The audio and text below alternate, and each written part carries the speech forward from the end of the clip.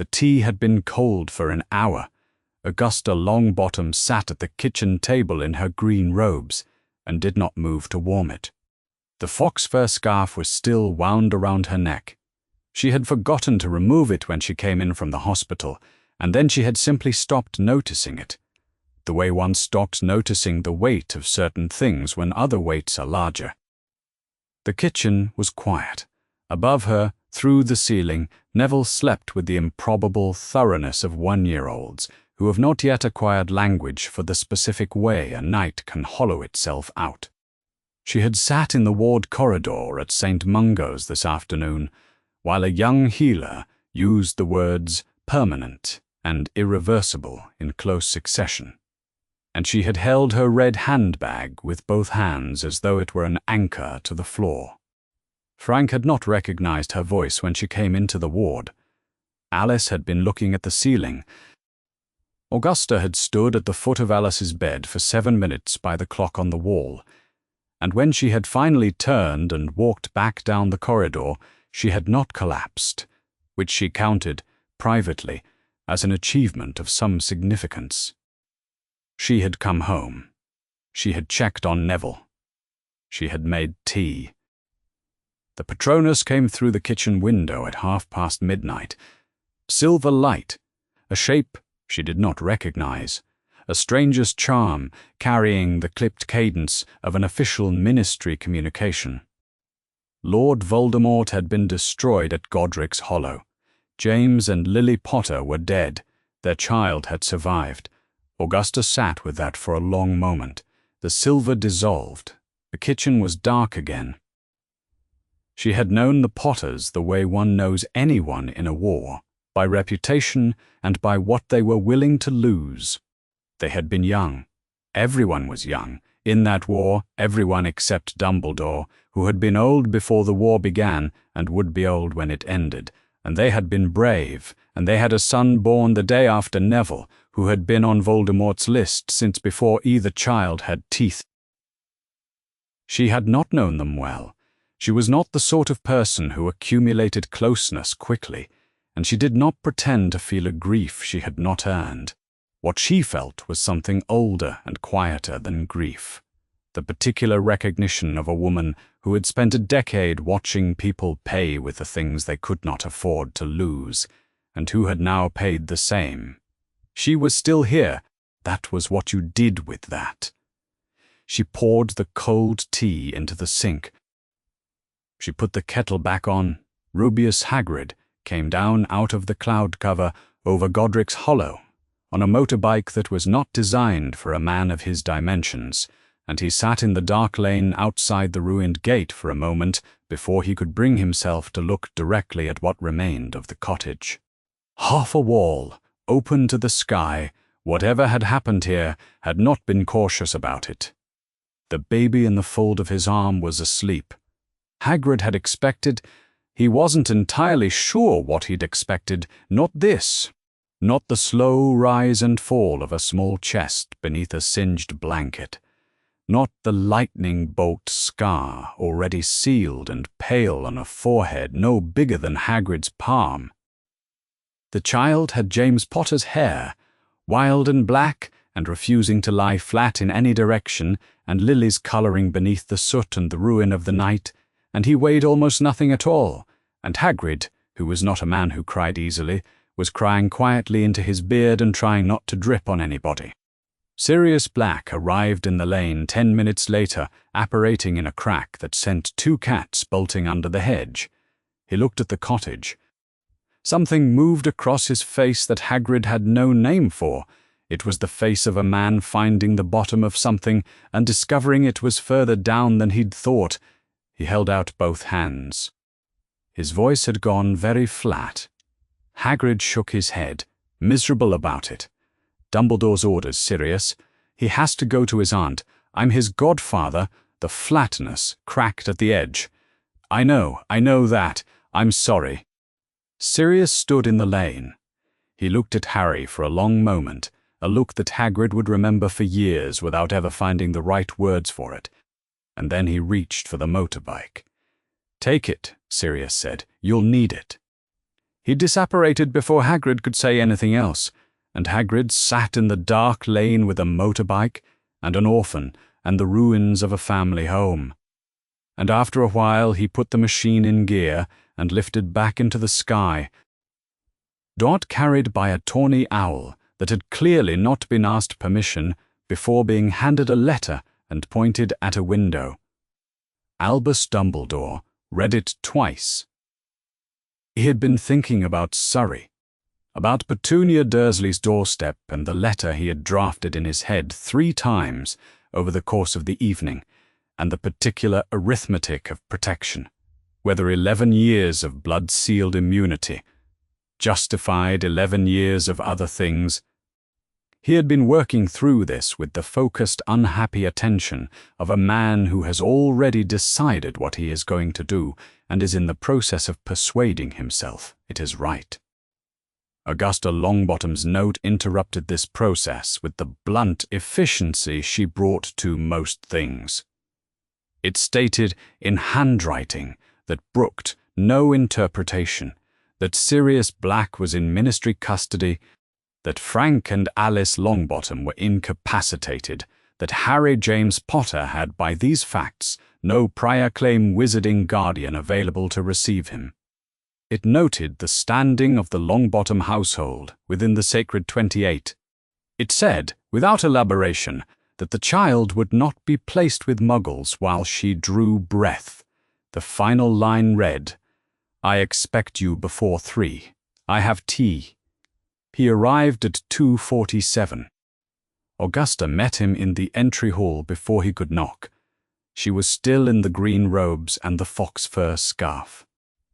Her vulture hat sat on the table by the door, placed with the precision of a woman who had put it down deliberately because she needed her hands free. She looked at him the way she had always looked at him, not unkindly, but without the specific deference that most people found it useful to adopt in his presence, and waited. He told her everything. The bond of blood charm, what it required, what Augusta was not. Petunia Dursley was Lily Potter's sister. She was the only available conduit for the blood the charm needed. Without her act of sheltering, without that precise and specific blood-sealed kindness, the ward could not rise.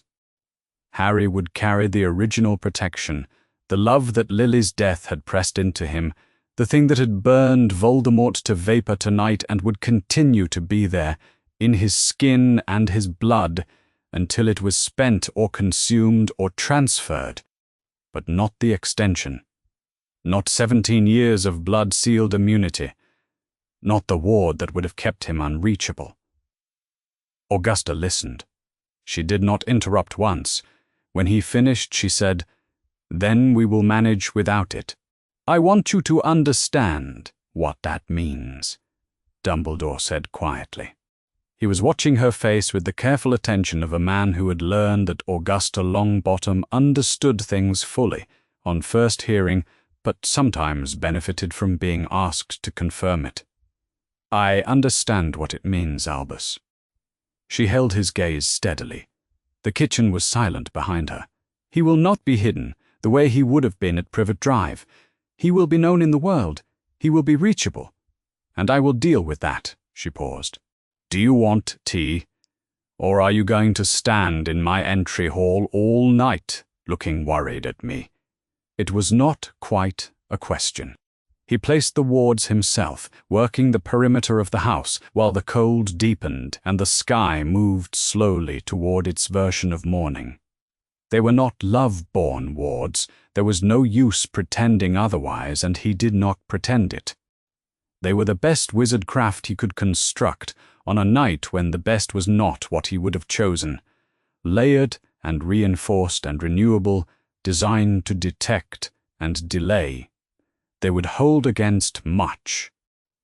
He told her this too because she was not a woman who wanted comfort at the cost of accuracy. "Nothing is impervious," she said. "That seems to be tonight's lesson." Hagrid arrived just before 4, ducking through the entry hall doorway and standing in the kitchen with his considerable size and his red eyes, and Augusta did not comment on either. He surrendered Harry with the relief of a man who had been afraid to breathe too hard for several hours. "Good, baby," he managed. "Slept the whole way." "Good," Augusta said.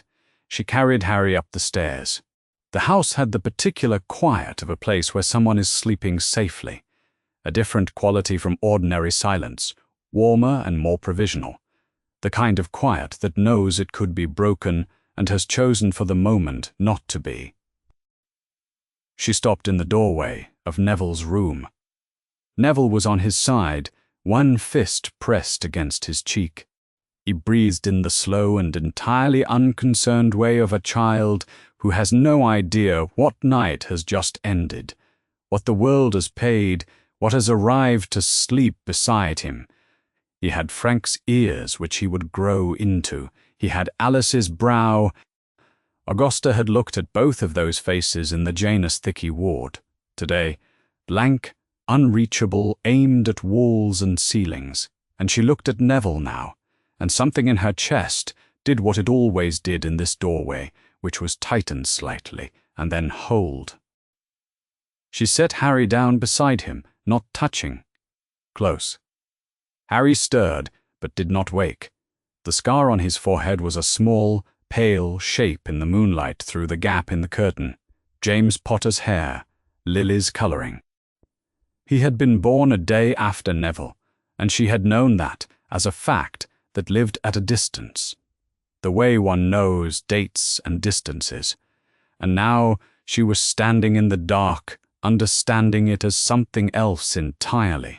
Born a day apart, orphaned in different directions by the same war, she stood in the doorway for a moment longer than she needed to. She was not a woman who said things aloud to sleeping children, and she did not say anything now. She reached in and drew the curtain shut so the moonlight would not trouble them, and she stood in the dark a breath longer. And then she turned and went back down to clear the tea things. The cups would not wash themselves. And tomorrow was already beginning. Augusta's household ran on precision and truth. She pressed her green robes the night before and draped them over the chair back. The fox fur scarf waited by the door. The vulture hat came out for public occasions, Augusta's term, for more occasions than most people would have included. Any venture beyond the garden gate could qualify, and both boys learned its significance before they learned their letters. The hat meant they were going somewhere, and going somewhere meant they would be presentable, which was her word for a quality she demonstrated so consistently that it was assumed to be absorbed without instruction. She told them who they were from the start. Neville was the son of Frank and Alice Longbottom, Aura's Order of the Phoenix members, two of the most courageous witches and wizards of their generation, tortured for refusing to betray what they knew. Harry was the son of James and Lily Potter, who had stood between a Dark Lord and their infant son, and had not survived the standing. Both sets of parents were heroes. Both sets were gone in one way or another. Augusta did not soften this or ornament it. She delivered it the way she delivered all consequential information, directly, without preface, on the apparent assumption that the truth owed no one a warning before it arrived. What the boys understood from this over years was that they were always in comparison with someone who no longer existed to be compared with. The wand question lived in a box on the high shelf in Augusta's study. Frank Longbottom's wand, cherry and dragon heartstring, 12 inches, she had retrieved from St. Mungo's herself in the weeks after the attack, wrapped it in a cloth, and kept it without discussion. He had seen her take it down once to dust the shelf, and she had held it a moment before rewrapping it, with an expression he did not have language for yet. The wand was for him. He understood this without being told. For Harry, the question was different. James Potter's wand had not survived Godric's Hollow. The cottage was rubble, the night had been catastrophic, and Augusta's inquiries had turned up nothing. When the time came, she told him, he would go to Ollivander's. He would find his own. Neither boy could have named the asymmetry, but both could feel it. Neville would inherit a piece of his father's hand, something chosen, something that had belonged to someone before it belonged to him. Harry would begin from nothing, which was, it was true, the way Augusta seemed to think beginnings were best made. But whether this was policy or a practical mercy she had arranged to feel like policy, Harry could not have said. He had spent enough time watching her manage difficult things to know she had a gift for making necessity look like principle. Harry's accidental magic was frequent and inconvenient. The kitchen kettle boiled before it was put on. Windows unlatched at night, a controlled explosion of sparks in the sitting room set the newspaper alight and required 3 spells to extinguish. Augusta put out fires and said, "Control," which was more of a destination than a method, but she offered it as though the distinction were minor. Neville's came later and more quietly. He was 4 when the kitchen garden responded. Both boys had been arguing, the ordinary friction of small children disputing proximity, and Neville had pressed his palm against the soil in frustration, and the mint grew 6 inches in 30 seconds. Augusta appeared in the doorway. "Finally," she said, "your father could do that at 3. Neville looked at his hand. He did not look at Augusta. He did not look at Harry, who was watching from the garden path. He pressed his palm flat, and the mint settled back, and nothing more was said about it. Harry thought about the expression on Neville's face for a long time afterward. Not because it was dramatic, it wasn't, but because it was so precisely contained. The closed thing, the downward look, the hand pressed flat as though cancelling something. Harry filed it in the same place he filed other things he did not have words for yet, a place he accessed often and discussed rarely. The visits to St. Mungo's Hospital were regular throughout the years of their childhood. Augusta scheduled them with the same unsentimental precision she brought to everything else. She dressed both boys, spoke to the healers, walked them through the entrance. The abandoned department store facade that wizards knew to walk through, the long corridors that smelled of dittany and sweetness, and something underneath both, and up to the 4th floor, the Janus Thicky ward. Frank was large and quiet in his bed. His eyes tracked movement sometimes and sometimes didn't. Augusta would sit beside him and speak about the house and the season and practical matters, consistent and thorough, maintaining the conversation the way you maintain a structure, because it is yours, and because neglect is a choice. Alice moved more. She smiled at things only she could see. She was the one who, on one of their early visits, pressed something small into Neville's hand, an empty Drubel's best blowing gum wrapper, pale green, worn soft at the creases from being handled. She had given him the same kind before. She did not know she had.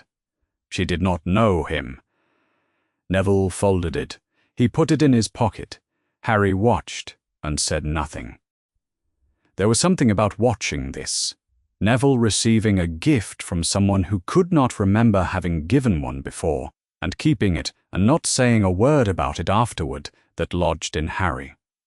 The way certain things do when you are young enough that the image goes in before the interpretation follows. He understood, imprecisely and completely, what it meant to love someone who could not receive it. He did not think he had learned this from Augusta, who expressed love through performance standards rather than sentiment.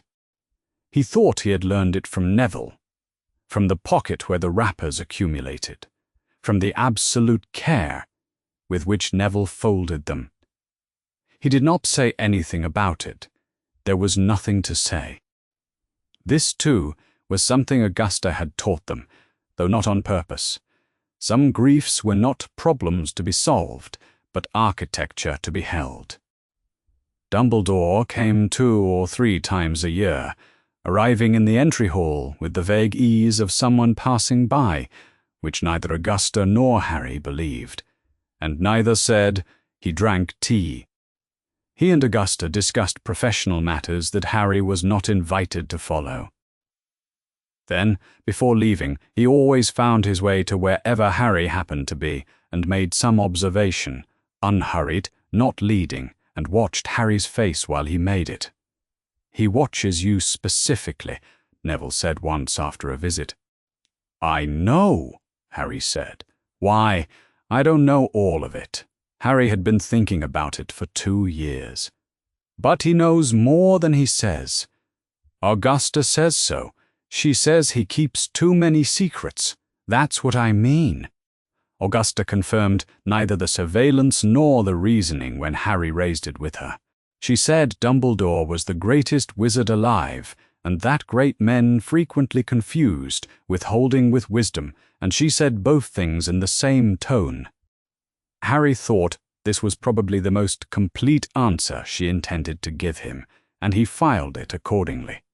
By the time they were 9, the arrangement had settled into something that did not require a name. Augusta had set out to honor an obligation, and had found herself with 2 children instead of 1. The loving, when she examined it, had preceded any deliberation about whether she intended it. The boys had not chosen each other either. They had been placed in the same house at an age before choice was possible, and the fact of each other had become structural, as foundational and unremarkable as the walls. They competed. They argued.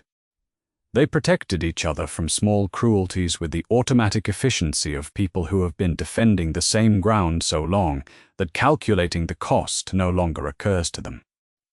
When Augusta said Harry's name with a particular weight, the famous weight, the chosen one's name, not simply her ward's, Neville registered it and turned away. Harry saw the turning. He knew what it held, not jealousy, not resentment, but the small and specific grief of always being the almost, of being the other boy in a house where one of the boys had been chosen for something. There was nothing to say about something they both understood, and a great deal that would come out wrong if he tried. Some griefs were private architecture, and you did not take a hammer to something that was holding a person up. The Hogwarts letters were coming. Both boys could feel it, approaching the way you feel, a change in weather, not a sound exactly, more a quality of the air, the particular pressure of something large and inevitable leaning toward you from the near future. The house had been holding a very long breath. It was almost time to let it out. The letters came on consecutive days. Neville's on the 30th of July, Harry's on the 31st. Augusta read both without visible expression, set them on the breakfast table with their owls still waiting, and said, as expected. She had been preparing both boys for this for years. She felt something she did not permit herself to name as anything other than satisfaction. What she did not say was that she had written to Dumbledore the same afternoon. 2 pages that noted, among other things, that she was entrusting 2 children to an institution over which he had considerable influence, and that she intended to monitor the situation. She did not request a response. Dumbledore sent one anyway, which was what she'd anticipated. Both boys opened their letters at the kitchen table. Neville read his twice. Harry read his once, then put it flat on the wood, and looked at it as though checking it had actually arrived. Augusta, watching from the doorway, did not say what she felt about that. There was no version of it that wouldn't have made the moment worse. Diagon Alley in August was crowded and loud and smelled of beeswax and burnt caramel and ink. Augusta wore the vulture hat and moved through it with the ease of a woman who had never once apologized for being in a public space, and both boys followed, and the crowd moved, and then, as it did whenever someone recognized the scar, It turned. Harry had been prepared for this. Augusta had spent years making sure of it, that he knew what his name meant to people, that he was not to let their attention make him smaller than he was or larger than he was. He was Harry. He was also the boy who had survived. These were facts about him. They were not the sum of him. He stood in the alley while a woman he did not know reached for his arm and said something to her companion in a whisper that wasn't quite private, and he kept his face composed and said, "Good morning," which was what Augusta had drilled into him for occasions like this. The woman looked as though something inside her were rising. He did not know what to do with that, had never found a way to receive it that didn't leave a residue. Neville walked one step behind him. Throughout, he had always walked one step behind Harry in public, without discussion, and Harry had never asked him to stop. Gringotts took them deep underground, fast in the dark, and then the vault door opened. Harry stood in the lamplight and understood something he had not understood before, that James and Lily had planned for a future that did not include them, and had done it carefully, and had left him something he had never needed, because Augusta had supplied everything from her own resources, with the particular refusal to use a dead man's gold that he recognized now as love expressed in a deliberately inconvenient form. He took the school budget, the goblins indicated, and felt its weight differently than he expected to, not as wealth, as intention, as the specific gravity of two people who had loved him while they still could, against time that was already running out. "He stood a moment longer than necessary. We should go," Neville said. They went. Ollivander's occupied a narrow frontage with shelves climbing both walls into shadows, higher than the exterior dimensions should have allowed. Cedar and something older were in the air. A bell announced them, and the wand-maker emerged from between the stacks with the unhurried certainty of someone for whom all appointments are merely confirmations of what he already knows. Neville went first.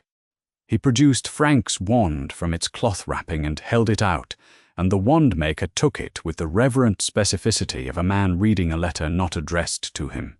He raised it. A small shower of silver sparks issued from the tip, not unwilling, exactly, but dutiful, the way a thing performs when asked rather than when inspired. The wand-maker set the wand down. He looked at Neville with the quiet attention of someone assembling a picture from details he had decided not to share. "A good wand," he said. "Cherry, dragon heartstring, 12 inches. He paused. "A good wand."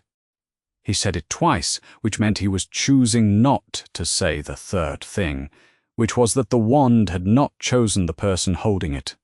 Augusta's expression closed like a shutter.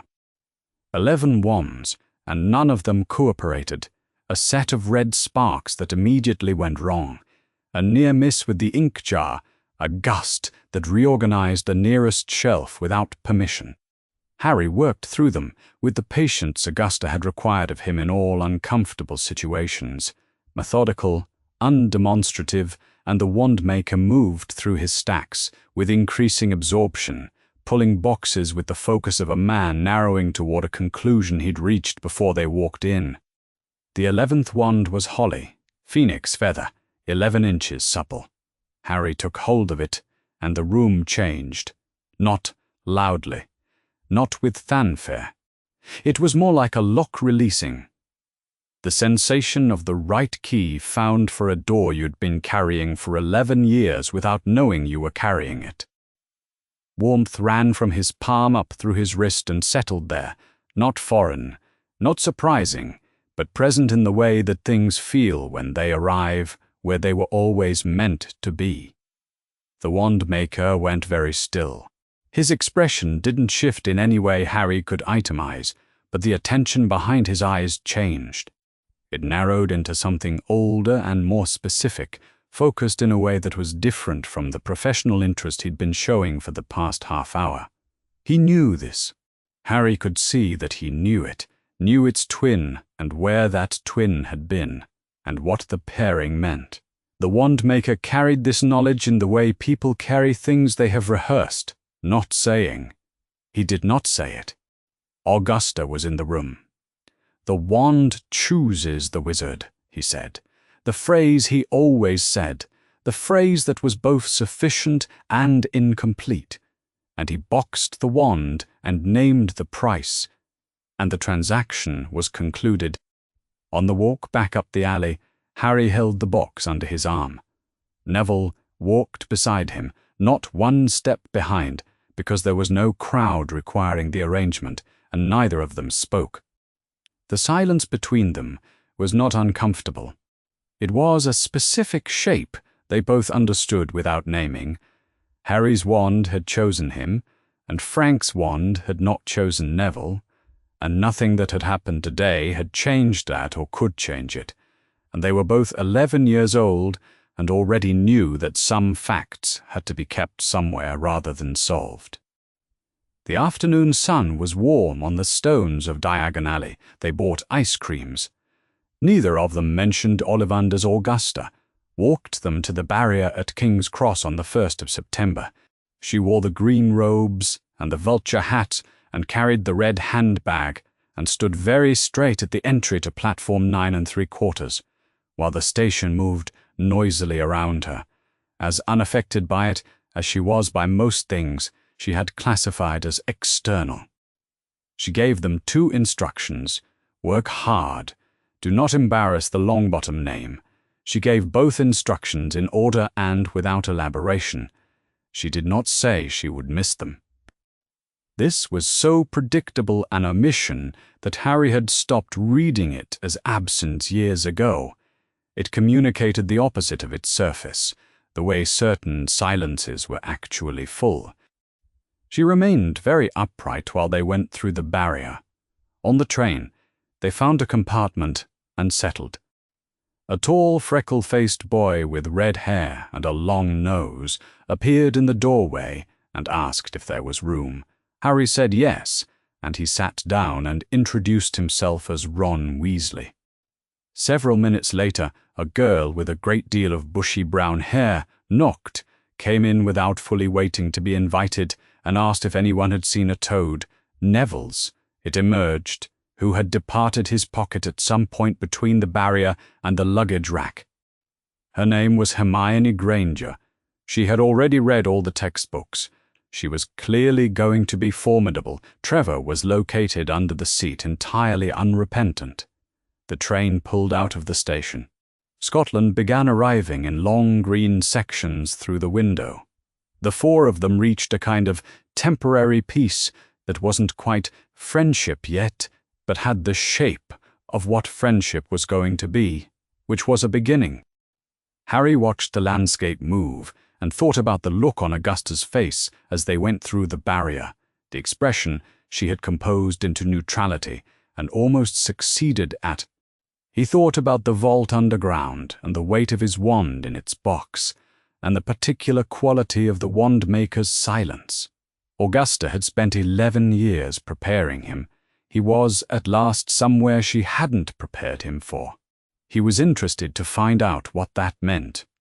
The castle appeared across the Black Lake at night, lit from within, enormous and specific, the kind of thing that is exactly as large as you imagined it and yet still larger, because imagination doesn't account for how things feel when they are real and you are standing at their edge. Harry had heard about Hogwarts his whole life. Augusta attended here. Frank attended here. James and Lily attended here. Every significant person in his history had arrived at this lake at 11 years old, had crossed it in these boats, had looked up at this particular arrangement of towers, and felt whatever they had felt, pride or terror or both, or the particular Longbottom composure that masked one inside the other. He was not arriving somewhere unknown. He was inheriting something. He set his jaw and looked at the castle and did not say what he was thinking. Neville, in the boat beside him, was quiet in a different way. Harry had been watching the look on his face for 11 years and could read it with reasonable precision, Neville was not seeing what Harry was seeing. He was somewhere else, or rather he was here, but also in Augusta's study, looking at the photographs she kept in the frame by the window, Frank and Alice in the great hall, Frank and Alice at the lake, Frank and Alice in front of the castle gates with their trunks and their wands and the rest of their lives ahead of them, intact, not yet gone. "Same view," Harry said. 30 years ago, Neville said, which meant, yes, Professor McGonagall stood at the front of the antechamber, and she was exactly as Augusta had described her, severe in a way that was architecture rather than disposition, built from a lifetime of precision. She looked over the crowd of first years with the practiced attention of a woman who has done this for decades and has not stopped caring about the outcome. Her gaze found Harry and stayed a moment longer than it stayed anywhere else. She did not say anything, but Harry saw it and recognized it as the same thing he always recognized when adults who knew his history looked at him: recognition, and something that came after recognition that was harder to name. She had been in the street on the morning of the 1st of November 1981, he had been told. She had wept.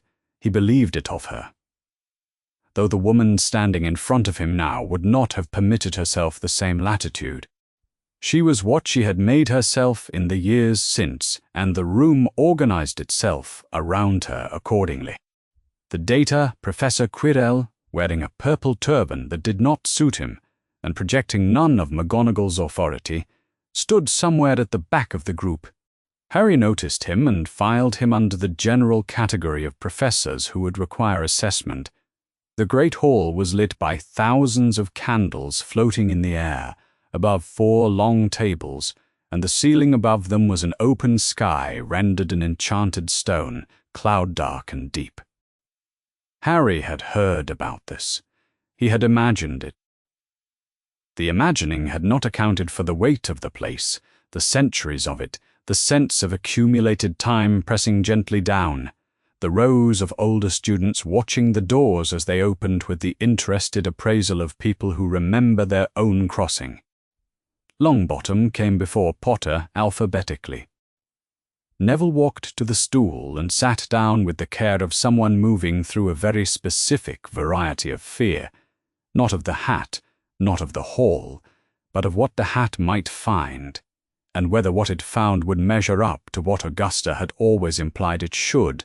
Frank and Alice Longbottom had been Gryffindors. The question that had lived quietly in Neville for as long as he'd been old enough to hold it was whether the hat would see in him what they had been, or whether it would find the gap. The hat descended over his eyes. The hall disappeared. The hat knew things.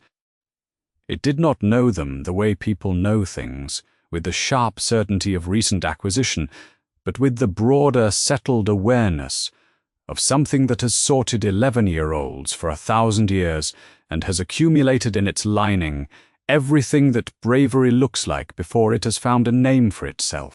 It found in Neville Longbottom what the prophecy had found 2 years before the boy's birth.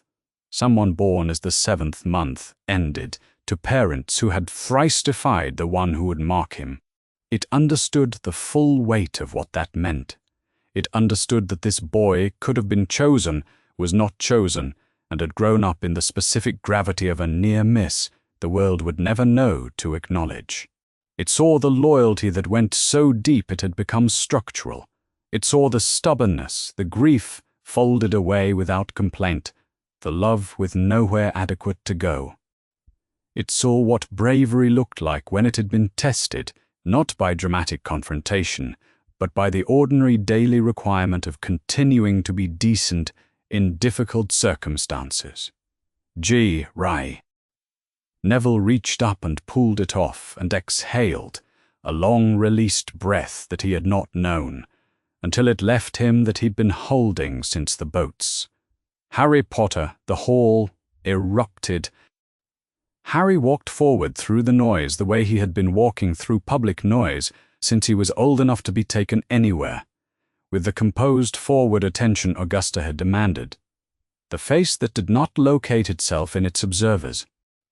The sound swelled around him as he crossed the stone floor, not the uncertain murmur that had followed Neville, but something larger, years of speculation finding a focal point all at once, and he kept his expression neutral and his pace even, and arrived at the stool and sat down.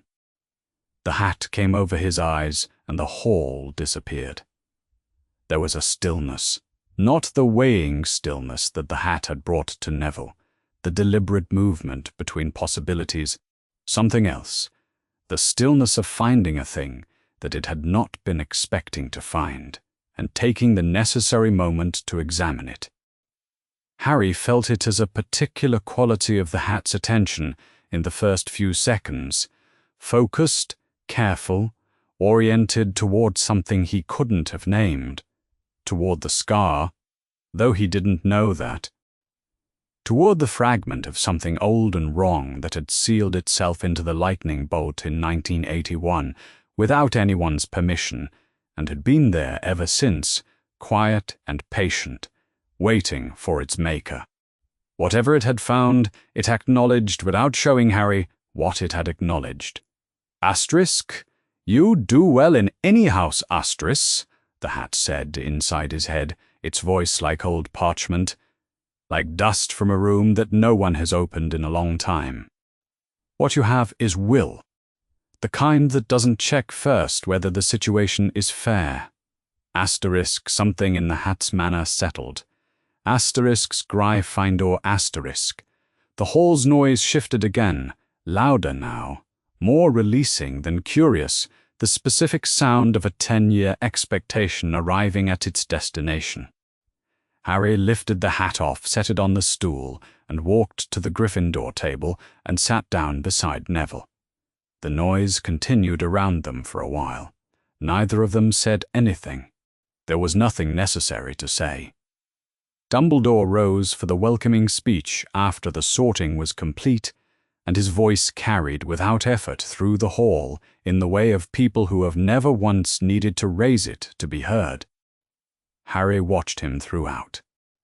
He had been watching Dumbledore carefully since he was 8 years old, which meant he had had several years to develop a specific grammar for reading the man. The pauses before certain sentences, the things that appeared in his expression and did not quite resolve before being composed away. During the speech, at a moment Harry couldn't predict, Dumbledore's gaze moved across the hall and found him directly. The expression on his face was not what it was at the house. There it was, professional, appropriate, the careful warmth of a man conducting a visit. He has classified as a duty. This was different. This was the expression of someone looking at a thing that is proceeding as they intended and feeling, without being able to help it, something complicated about the intention. And after recognition, something Harry couldn't name but thought might be the face a man makes when he is living inside a plan he has told himself is right and hasn't entirely convinced himself. Harry held the gaze for a moment, then looked away first. Snape arrived in the potions classroom the way thunderstorms arrive in the Highlands all at once, already in progress, not requiring introduction. He moved along the front of the room in measured arcs, speaking about the work that was not spectacular but was foundational, about the difference between those who would understand this and those who would not, and his voice was low and exact and carried the particular quality of a man who has decided precisely how much of himself he intends to show and has calculated the rest away to nothing. Then he looked up from his circuit and saw Harry Potter sitting beside Neville Longbottom. He stopped. Not long, the duration of a caught breath. No other student appeared to notice it. But it was there. A specific alteration in his attention, a going still, as though something he had filed carefully under one category had appeared without warning in another.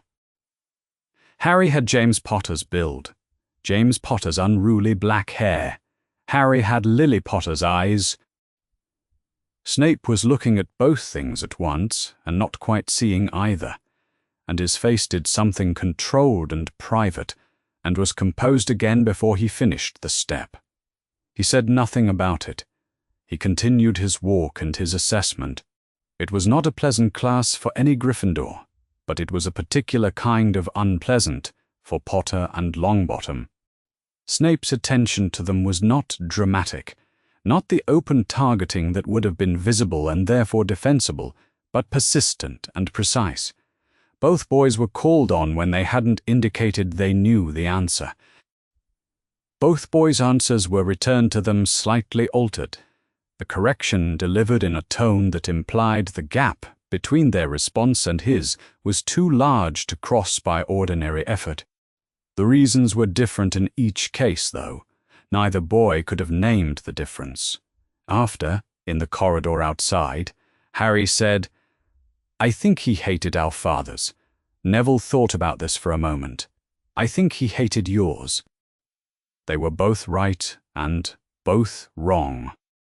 They walked back toward Gryffindor Tower in the particular companionship of two people who have arrived at the edge of what they can process for one day, and have decided, without needing to discuss it, that the rest can wait. The broom responded to him the way the wand had, not in a flash but in a gradual settling, the handle finding the right angle in his grip, the air cooperating with what he asked of it.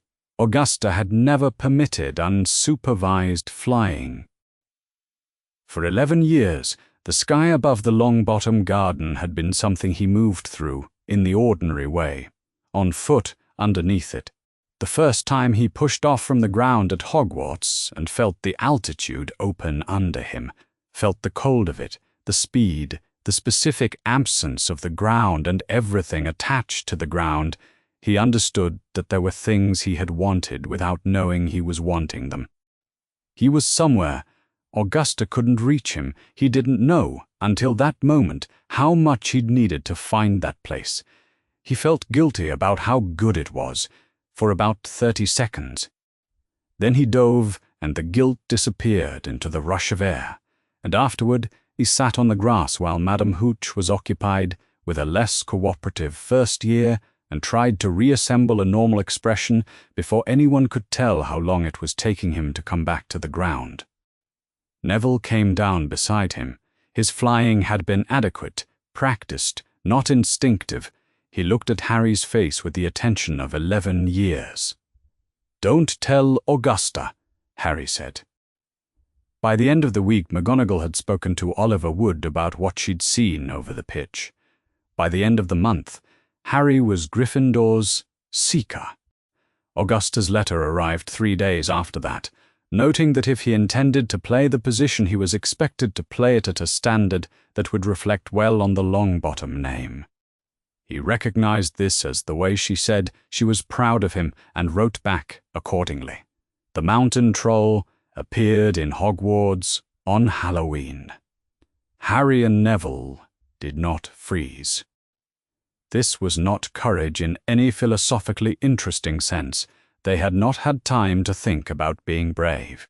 Augusta's version of emergency preparedness had always assumed that emergencies would occur and expected you to respond rather than deliberate, and by the time the decision point arrived, their feet had already made the decision for them. Hermione Granger was in the girls' bathroom on the 2nd floor with a 12-foot troll. They dealt with it. Not heroically, not in the way stories about heroism usually require, with self-conscious sacrifice and awareness of consequence. They dealt with it the way people who have been quietly prepared for this deal with it functionally, quickly, with less panic than most. Afterward, the 4 of them sat in the corridor, being examined by teachers who would later file reports, and something had shifted in the air between Harry, Neville, Ron, and Hermione that had not been there before. Not friendship, exactly, though it would become that. More like mutual recognition of a category each of them belonged to. The DADA classroom made Harry uneasy from the first week of term, and he spent most of the first month working out why. Quirrell was a nervous man with a stammer who appeared perpetually to be apologizing for occupying space. Nothing he did in class was remarkable. His instruction was uneven, and his manner was hesitant, and there was nothing about him that should have lodged in the back of Harry's awareness as a problem. But it did.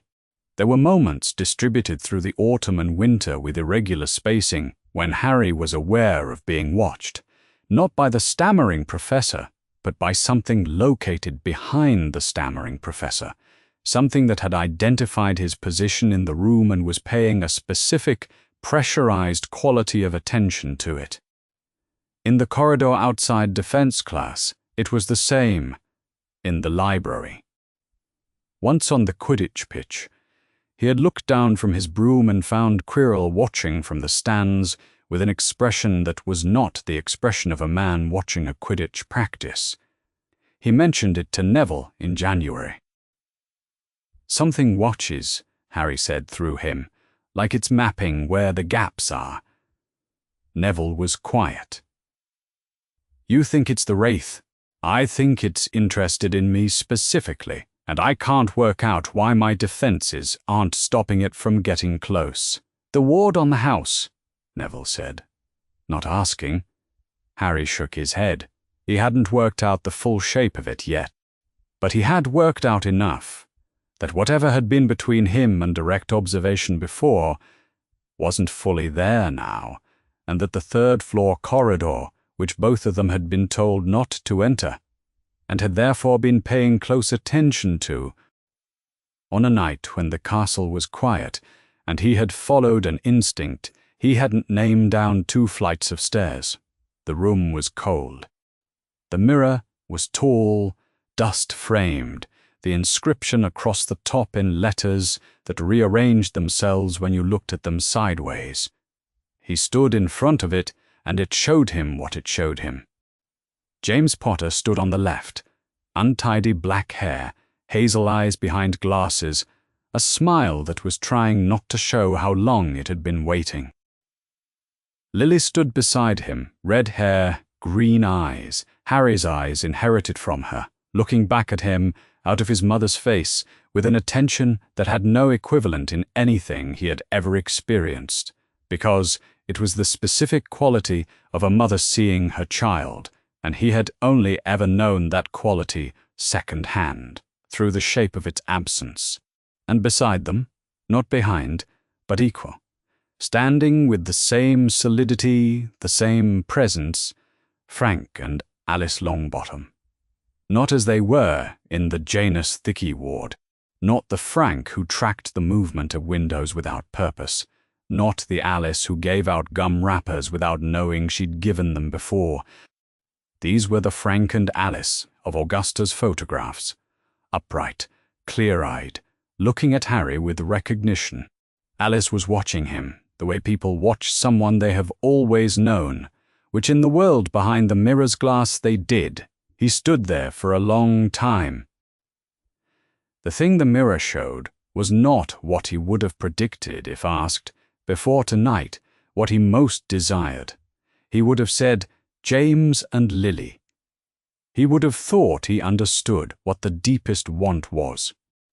He had not understood that after 11 years in the same house, Neville's family and his family had become, in the place below language, where these things actually lived, the same family. He wanted the Longbottoms back.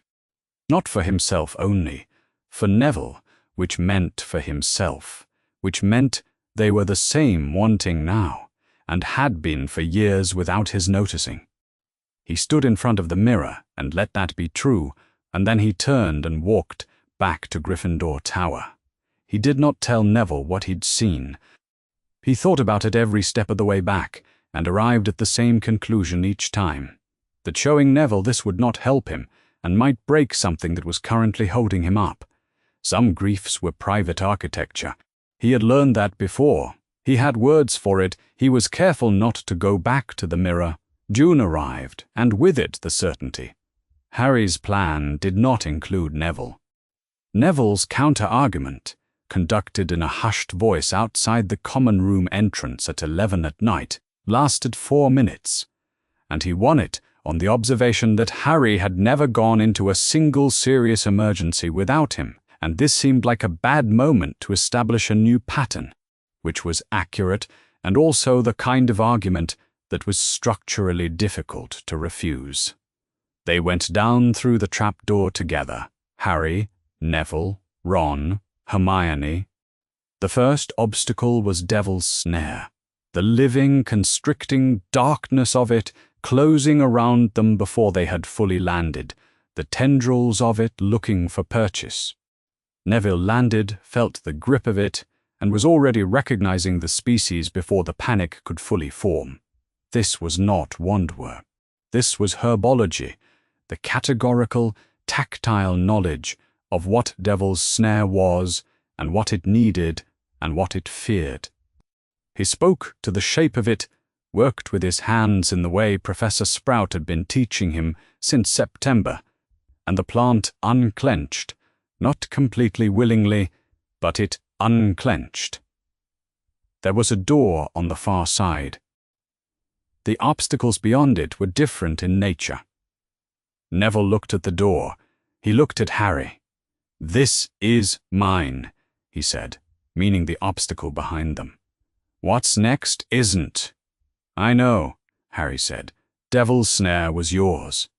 They held the look for a moment, and then Harry went forward through the door, and Neville went back to watch the way out, and that was the shape of it, each of them going where they were suited to go. Quirrell was in the final chamber, standing before the mirror with the concentrated frustration of a man who understands what a puzzle is, but cannot work out how to make it reveal its answer. He turned when Harry entered, and his expression was not the stammering professor's expression. It had the specific quality of something looking through a face rather than with it, using the face the way you use an instrument, pointed and deliberate. The confrontation was quick.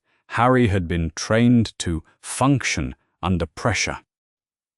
Quirrell, when he recognized that reasoning would not extract the stone, reached for Harry directly, grabbed his wrist, his forearm, the grip of a man attempting to move someone who is smaller than he is and has not expected resistance.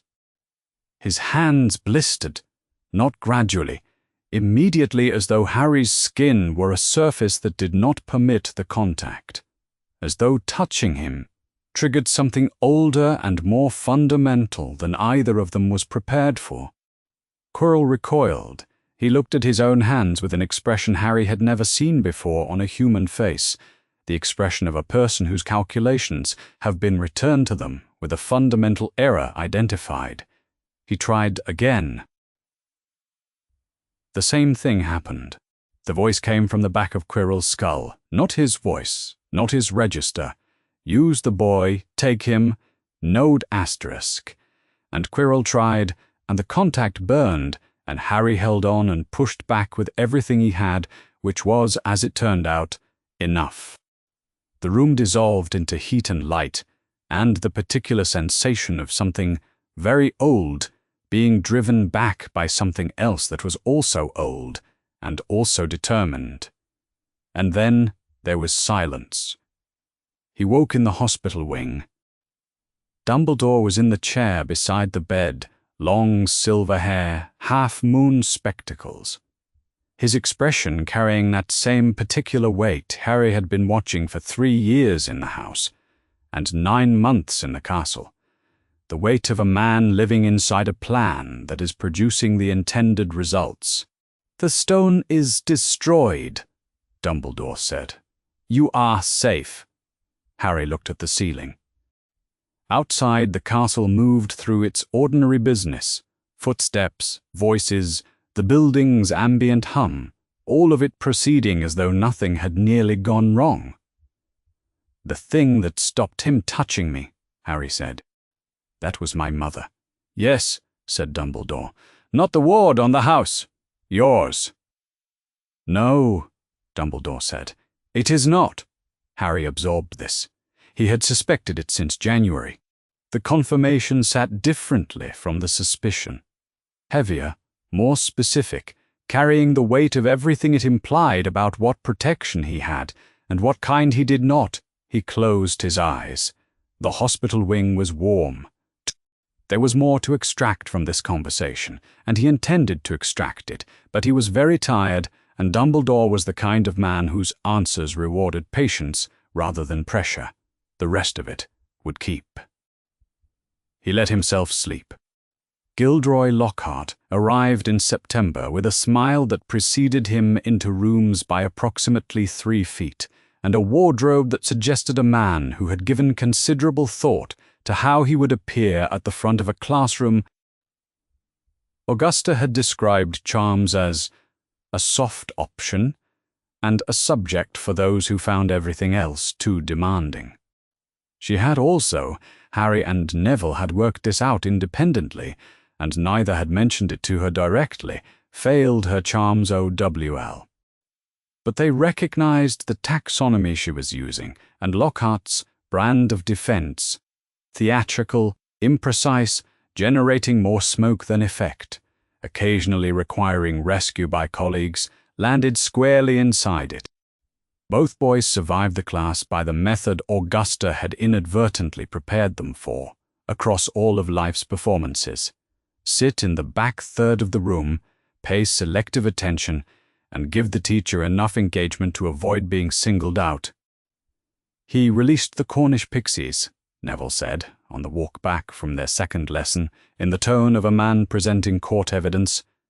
He did, Harry said. He then attempted to enchant them himself. I counted 4 people helping before it was over. McGonagall was one of them, and she did not look pleased.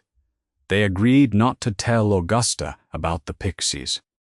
Letters from Augusta to Dumbledore had a tendency to generate administrative consequences for everyone within a radius, and the radius included them. The dueling club was Lockhart's idea, which meant it had all his signature characteristics: theatrical staging, inadequate instruction, and a fundamental miscalculation about what students would do if given the opportunity to duel each other without proper grounding in why they shouldn't. Harry was matched against a Slytherin. A snake was conjured, standard dueling club, dramatics, and it reared toward another student, and Harry moved to stop it. What came out of him was not English. He understood this immediately, before the full consequence of it arrived, because he watched the student's face go white, and then he looked at the room, and the room was one large expression, the specific expression of people who have been told to be afraid of a particular thing, and are, accordingly. Lockhart was smiling in the way of a man who does not understand what has happened, but has decided to treat it as going well. Harry stood in the middle of the dueling club, and understood 3 things in rapid succession. He had been speaking Parseltongue. He had been raised by Augusta Longbottom, who had told him exactly what Parseltongue was, which Slytherin's hereditary line it ran in, and why the wizarding world reacted to it the way it did. He was not Slytherin's line. He did not have Parseltongue, except that he had just used it, which meant something was sitting in the scar on his forehead that he had not been told about, and the shape of what it must be was arriving now, cold and specific, at the edges of everything he knew about himself. He was not confused. He was horrified. He walked back to Gryffindor Tower that evening with his face composed, and the full weight of it sitting somewhere between his sternum and the back of his throat, and he did not know yet what to do with either thing. Most students had redistributed to the far ends of the sofas, the dormitory stairs, the sudden urgent business of being elsewhere. The movement was quiet. It was the social adjustment of people who have reclassified someone and are accordingly arranging themselves. No one was unpleasant about it. They were simply no longer in proximity. Neville sat beside Harry at the table by the fire and didn't move. "Gran told me Parseltongue is in Slytherin's line," he said. "You're not Slytherin's line." "I know," Harry said. "So whatever they've decided happened. The logic doesn't go. You're not the heir. which means it's something else, and we'll work out what the something else is. He said this with the flat, even precision of someone who has run the equation and is not interested in the version where it produces a different answer. Until then, nothing has changed. It was not comfort in any conventional sense. Neville had not said it would be fine. He had offered logic, the specific, stubborn kind that refuses the easier equation because it is easier. Harry looked at it and found it sufficient, and that was the whole of the evening, and it was enough. The petrifications began in October. Filch's cat pinned to a torch bracket with a message written in something that had been blood. A second-year girl, a Hufflepuff prefect. By November, the school had sorted itself into the usual wartime architecture: rumor, avoidance, the careful management of where you walked and who you walked with. The prevailing theory that the heir of Slytherin had returned, that the chamber had opened, that Harry Potter was involved, achieved sufficient density that Harry had stopped responding to it. It had moved past the point where engagement was useful and into the territory where it was simply weather. They followed the water, the flooding, the specific geography of where Myrtle's crying went when the pipes were upset. They tracked it to the second-floor girls' bathroom, where Myrtle herself was in her usual condition of dramatic misery and very little useful information, until she was. The blocked sink in the corner responded to Parseltongue the same way the chamber entrance would. Later, immediately, completely, without fuss. The pipe below it was large enough to drop into, which they established and then considered for a moment. "You don't have to come," Harry said. "I know," Neville said. And came anyway. The corridor below was long and damp and smelled of stone that had been sealed for 50 years.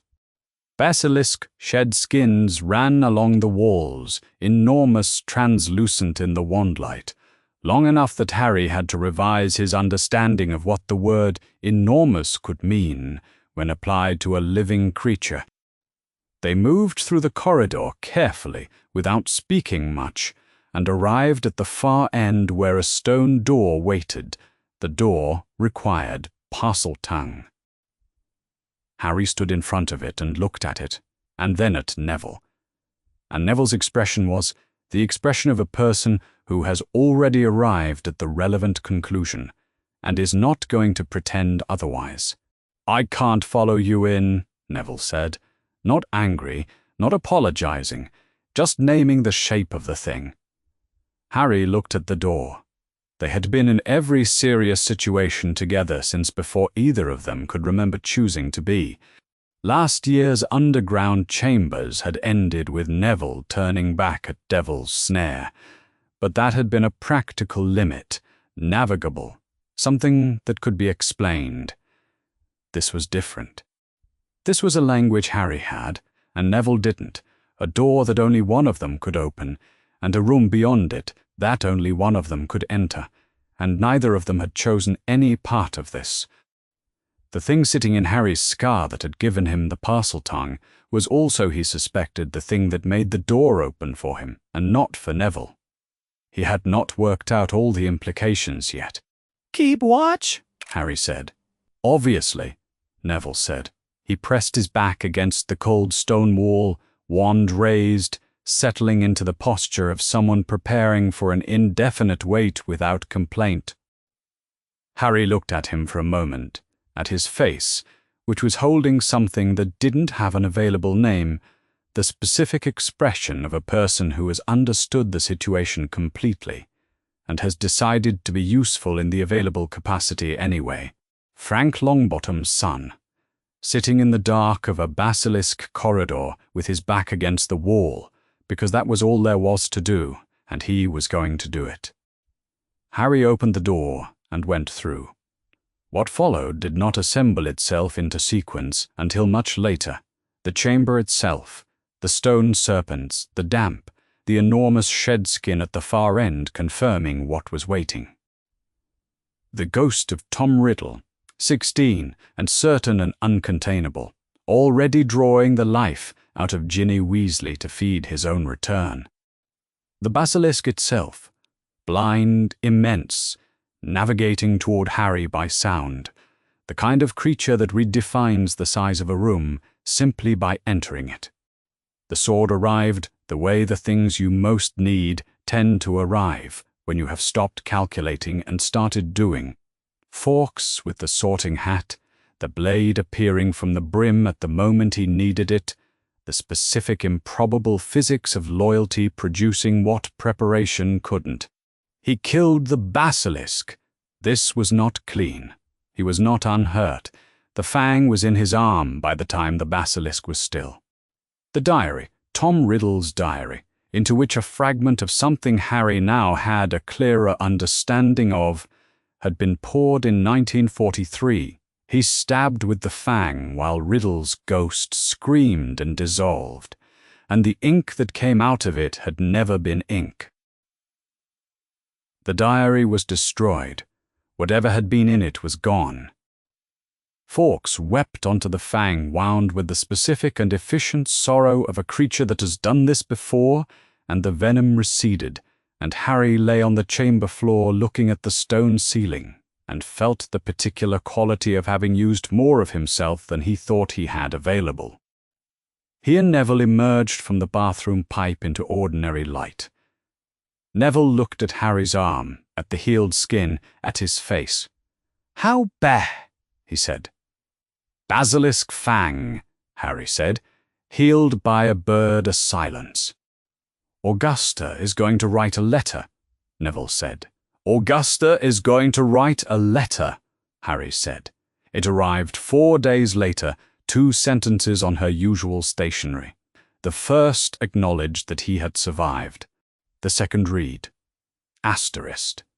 "Next time, improve your preparation." Asterisk. Harry read it twice and put it down on the desk. He felt in the inarticulate and specific way that 11 years of her particular severity had trained him to feel it completely and unmistakably loved. The news arrived the same week the Hogwarts Express left King's Cross. Sirius Black had escaped Azkaban. Harry heard about it first from Neville, who heard it from Augusta's letter, which arrived the same morning the newspaper reported it, and which said, among other things, that Harry was to be careful, that he was not to leave the castle unaccompanied, and that Sirius Black was the man who had handed the Potter's location to Voldemort and murdered 12 muggles in the street afterward, and there was absolutely nothing about him that Harry needed to understand, except that he was dangerous and that Augusta had not spent 12 years preparing Harry for Hogwarts to have him undone by a fugitive in the 3rd year. Augusta had told Harry about Sirius Black when Harry was 6. She told him the same way she told him everything that mattered, directly, without softening, as though the truth owed no one a preparation period. Sirius Black was James's best friend. He was Harry's named godfather. He was the man who had stood in the trust of both relationships and used it to end 3 lives, James's, Lily's, and the life Harry might otherwise have had. She had no reason to believe this was wrong. He had no reason to question it. He had been carrying the name for 11 years as a specific and categorized weight, not a mystery, not an absence, but a closed account. Sirius Black had done a thing, and it was documented, and he was in Azkaban, and that was the shape of it. The shape had changed. Harry boarded the train with his face composed, and told himself about Hogwarts's defenses and Dumbledore's presence, and the distance between King's Cross and wherever a man who had just escaped Azkaban might reasonably be, and told himself all of these things with the deliberate repetition of someone who has identified the actual source of the fear and is trying not to look at it directly. It was not the fugitive he was afraid of in any abstract sense. It was the name. It was the fact that the name had been theoretical for 11 years and was no longer theoretical and that whatever Sirius Black intended had now become something that could actually arrive. The new DDA professor was already on the train, asleep in their compartment. Harry recognized the name from the tags on the battered trunk in the overhead rack before he registered the face: R.J. Lupin. Augusta had mentioned Remus Lupin occasionally in the Marauder stories she sometimes told on evenings when the subject came up, which she told without warmth but without condemnation, which was a calibration she reserved for people she had decided were complicated but not wrong. He was the one who stayed decent, she had said once, in the tone she used when being accurate, without intending to offer praise. He came out of that with his hands clean. The man asleep by the window was thin in the way of someone who has been tired for a long time and is managing the situation with reasonable patience. His hair was light brown and already going to grey.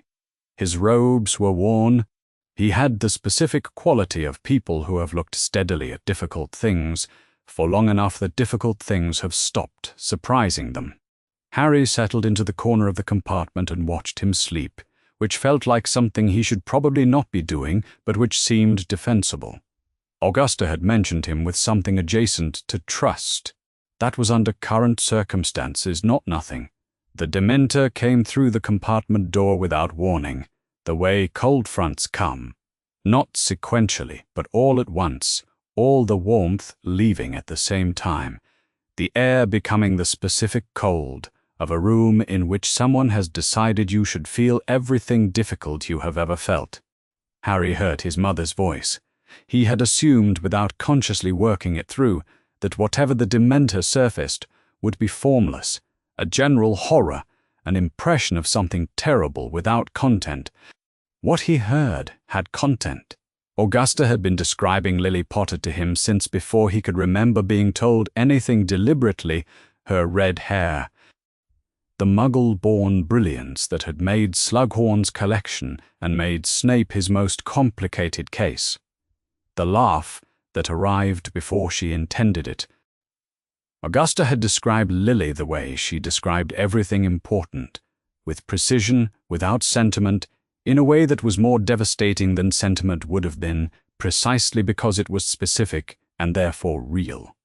He knew his mother's voice in the way you know someone's voice, from 100 second-hand descriptions, and then finally hear it and recognize it before you've been told to. What the Dementor gave him was Lily's voice in its last moment. Not screaming, not incoherent, but saying his name in the way it said his name when saying his name was the last thing she was going to do. It was both calling him and saying goodbye, and he could not locate the tenderness or the terror as separate things because they had happened at the same instant and remained in the Dementor's returning of them inseparable. He came back to the compartment with Lupin's chocolate in his hand, Lupin's voice doing something competent and steady nearby, and Neville beside him. Neville was the color of old paper. He hadn't fainted, but he had the quality of someone who had been briefly somewhere else and come back. Harry looked at him and understood, without asking, that what Neville had heard was not a voice. It was silence. The Janus Thicky ward, Alice's face across the room, the specific quality of being in a room with your mother and not being received. They did not talk about it on the rest of the journey north. Lupin's Boggart lesson arrived in October, and Neville went first. He stepped forward when Lupin asked for a volunteer, with the quality of courage that was not the absence of fear, but was doing the thing anyway, and the wardrobe doors opened and the Boggart looked at him. She was sitting in a chair, her hands were in her lap. She had a small, pale green Drubel's Best blowing gum wrapper between her fingers, pressing it toward him with the smile of someone doing a kind thing for a stranger. The gum wrapper smile. The eyes that were looking at him without having him in them. The classroom was very quiet. There would have been laughter in other circumstances. The Boggart feeding on other fears tended to produce images with room for it. This did not have room. This was a woman in a chair, performing a kindness for someone she did not recognize, and the class looked at it and did not laugh, which was the only possible response and the correct one. Lupin stepped forward before Neville had to hold it long.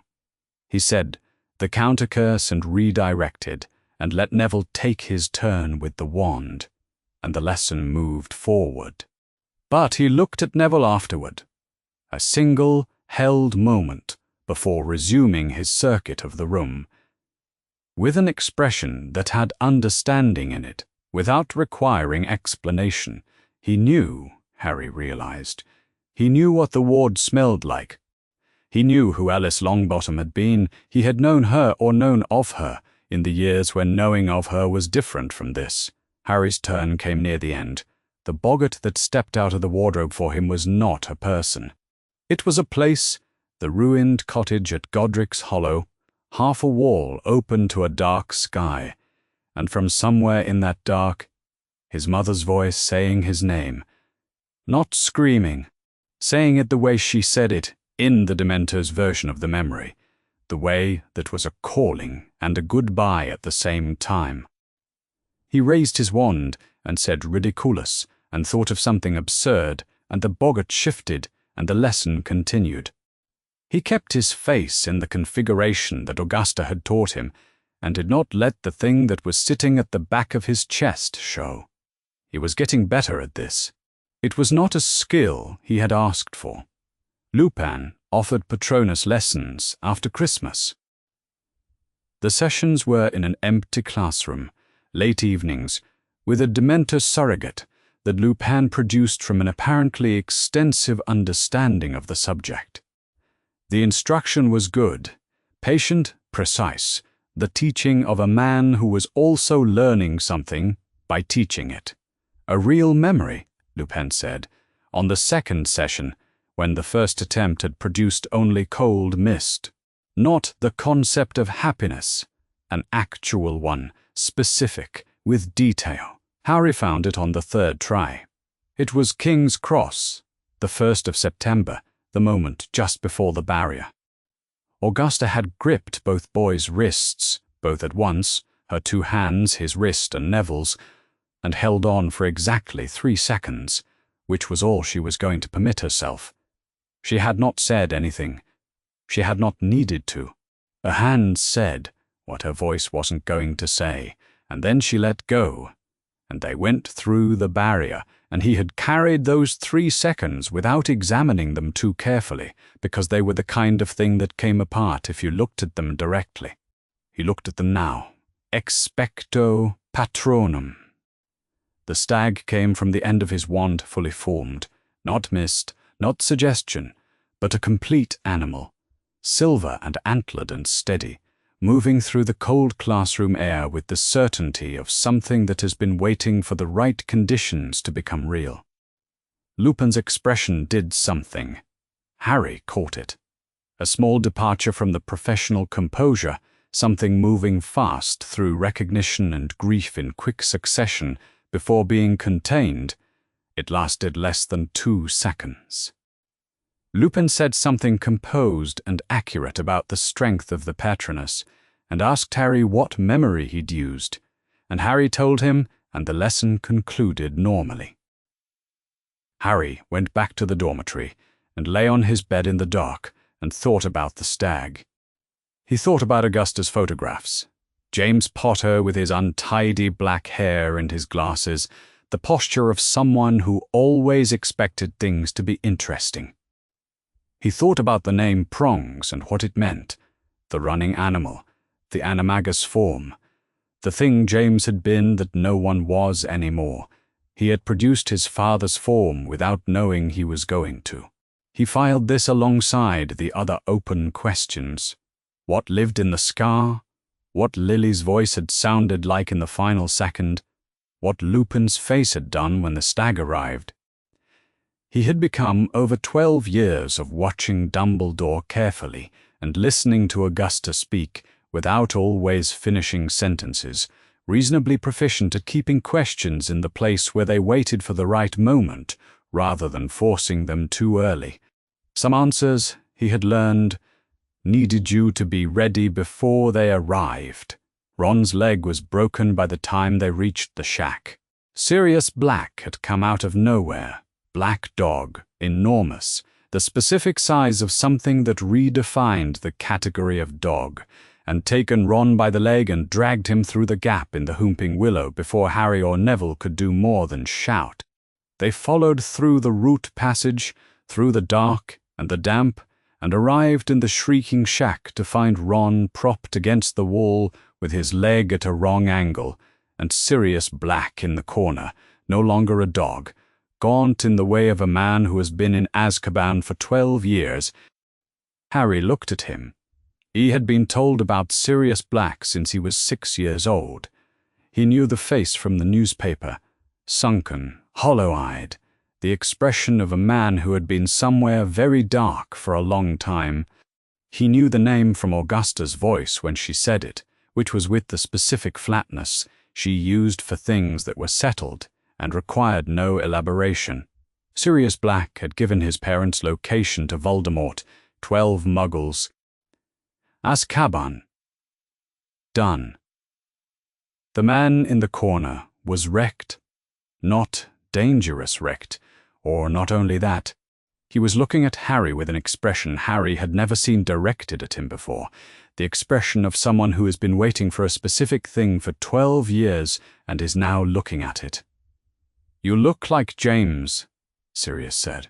His voice was raw at the edges. "Except the eyes." "Don't," Harry said.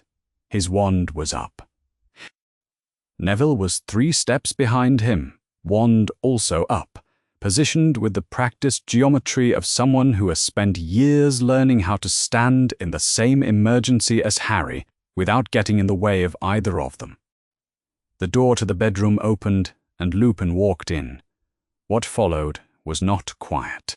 Harry kept his wand on Sirius, and Lupin went still in the doorway and then said something under his breath that might have been a name, and crossed the room not toward Harry, but toward Sirius, and the two men looked at each other with the look of people who have been on opposite sides of a catastrophe for 12 years.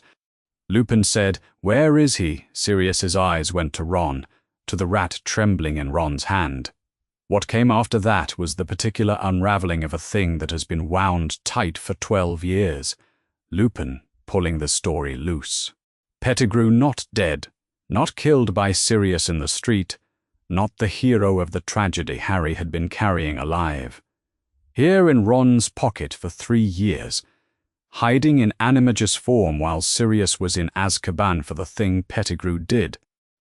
Harry lowered his wand by approximately 3 inches and then forced it back up because he did not trust himself to keep it level if he let himself feel what was trying to arrive.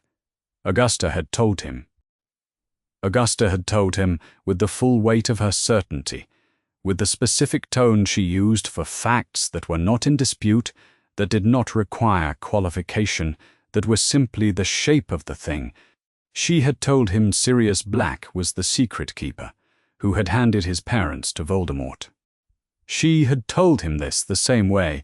She told him about the bond of blood charm and Lily's sacrifice and the nature of the dark arts, as established information, as the kind of truth that you built the rest of your understanding on. She had been wrong, not uncertain, not speculating, certain wrong. For 12 years, with the full force of her authority behind it, and he had absorbed it and organized everything else around it, and the thing at the center was not true. The floor did not crack, it dropped. Lupin and Sirius kept talking. Harry stood in the shrieking shack and let it drop. Pettigrew was there in the flesh by the time the full shape of it had been exposed, rat to man, small and weeping and reaching for sympathy. He had forfeited 30 seconds into his explanations. He was unimpressive.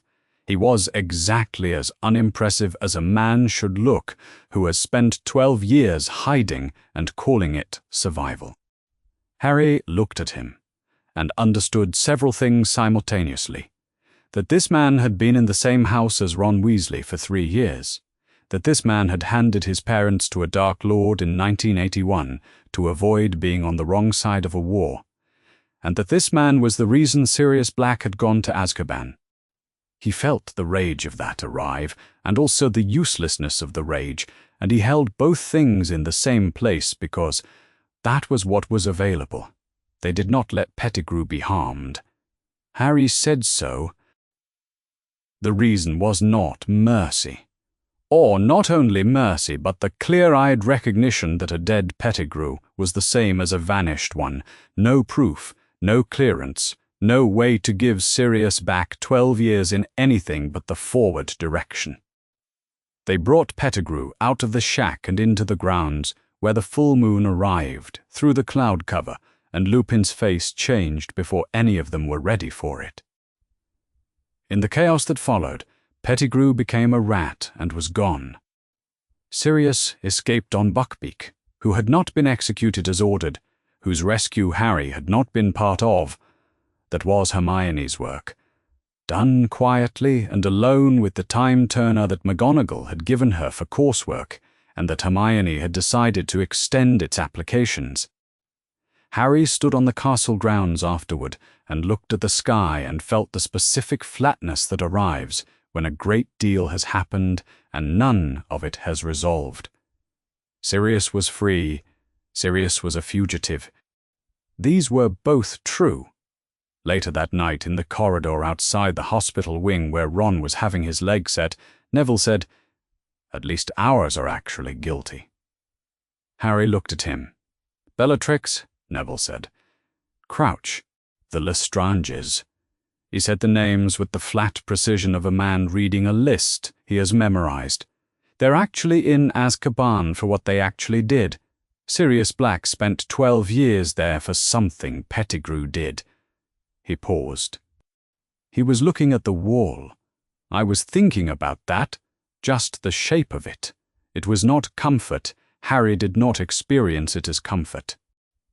It was inventory, Neville accounting for the difference between his situation and Sirius's, between justice that was correct and justice that had been wrong, in the same structural way, wrong person imprisoned, right person free, while arriving at different moral conclusions about the cases. His parents' torturers were guilty. That was the inventory Neville was taking. That was all. But it meant something to have someone name the shape of the thing alongside you, not to fix it, just to see it clearly. Harry said, "Yeah." They stood in the corridor for a while without talking, which was its own form of what they'd been doing for 12 years. Augusta's letter arrived 3 days later. It was a full page, which was unusual. She generally said what she meant in less. Most of it was practical. Pettigrew must be found, and until he was found, Sirius Black could not re-enter their lives in any meaningful capacity, and the Ministry's handling of the situation was an embarrassment she intended to document for several purposes. She outlined what she believed Harry's legal options were with respect to Sirius's guardianship claim once cleared, and she noted that she had written separately to Dumbledore which he should consider fair warning. At the bottom of the page, below the line, she had written, "Some truths are harder to carry than the lies that replaced them." Asterisks, that was all. No elaboration. No explanation of what she meant or what she felt or how long she had been sitting with the fact of her error. Augusta Longbottom did not require 12 lines to say a thing when one line did the work, and she was not a woman who apologized in the ordinary sense. What she did was name the situation, with enough precision that the naming functioned as an acknowledgement, and let that acknowledgement stand. He put the letter in the drawer with the others. He thought about her at 6 years old, telling him about Sirius Black with the full weight of everything she was. He thought about her at every age he'd been since, carrying that fact the way she'd handed it to him. Like bedrock, like something structural, like something you didn't question, because questioning it implied it might not hold. She had been wrong. She had known for 3 days that she had been wrong, and she had written him one sentence. He was not, he found, angry at her. He did not have access to anger about it yet, or perhaps it was not anger that was the appropriate response. What he had was more like the feeling of standing in a room after the furniture has been moved. Everything technically intact, nothing in the expected place. Lupin resigned at the end of term. The lycanthropy had become known, Snape's doing, which Harry filed in the column of things about Snape that would require sustained thinking later, and Lupin had submitted his resignation before Dumbledore could manage the situation, which was the kind of thing.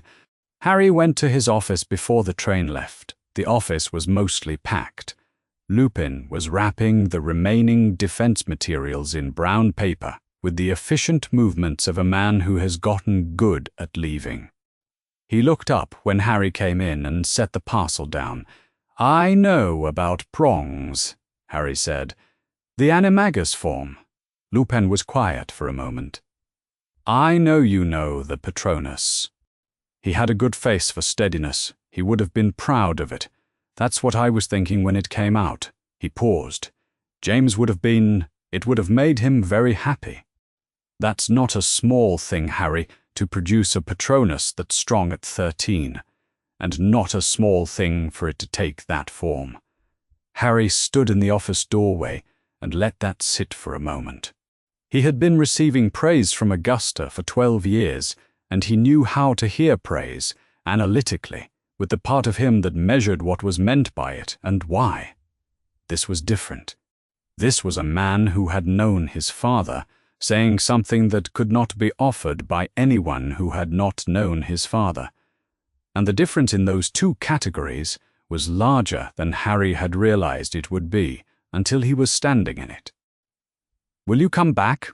Harry asked. "I don't know," Lupin said, which was honest, and Harry respected it. They shook hands. Lupin's grip was firm and brief in the way of people who do not extend endings unnecessarily. Harry went back down to the train. He thought about the stag all the way south. Silver, antlered, steady, moving through cold air, as though it had always known where it was going. He thought about what it meant to produce a thing you didn't know you were carrying. He thought about his father's shape, running in the dark, and about all the questions he was still waiting to be ready for. He was getting closer. The stadium materialized above the moors at dusk, tiered, enormous, filling the sky with the specific scale of something that did not belong to the landscape, but had been placed there anyway, temporarily, as proof of what was possible. Harry had attended years of Hogwarts Quidditch in all weathers, but nothing like this. Quote, "The crowd had a different quality, 100,000 people who had come from everywhere, whose presence had weight, whose noise arrived before you could identify it as noise." Augusta sat between both boys in the top box. She had not worn the vulture hat, which was unusual. She had decided the occasion warranted the fox fur scarf, but not the full public regalia. She watched the pre-match ceremonies with the expression she brought to all spectacles.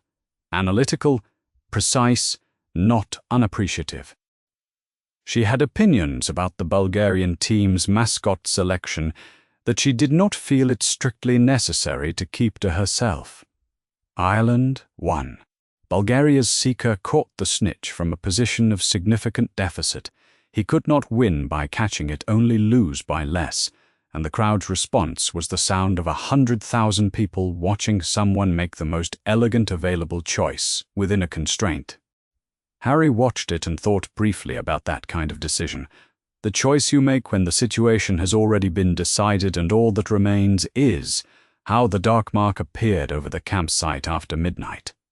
Green, vast, the skull with the snake threading through it. Everyone who had grown up in the wizarding world understood exactly what it meant and when it had last been visible, and the sound the crowd made was the sound of that knowledge arriving somewhere below language. Augusta drew her wand. She did not run. She placed herself between both boys and the direction of the mark, stood with her spine straight and her wand level, and said very quietly, "Remember this feeling. Remember it precisely. The weight of it, where it lives in your chest, what it is to feel it, and what you do, regardless." She did not look at them. She was watching the sky. The people who fear that mark are not wrong to fear it. What matters is what you do while afraid. She kept her wand raised until the auras had organized themselves into something she considered adequate. Then she walked both boys back to the tent, checked all perimeters, and put the kettle on. The Triwizard Tournament was announced at Hogwarts in September. The age line went down around the Goblet of Fire the same evening. Harry watched Fred and George Weasley produce a bottle of something amber from Fred's robes, drink it with the studied confidence of people who have worked out the logic and found it sound, and step across the line. The Beards arrived approximately 1 second later. Both of them rebounded from the age line with a violence that had nothing to do with physics and everything to do with Dumbledore's opinion of aging potions as a workaround.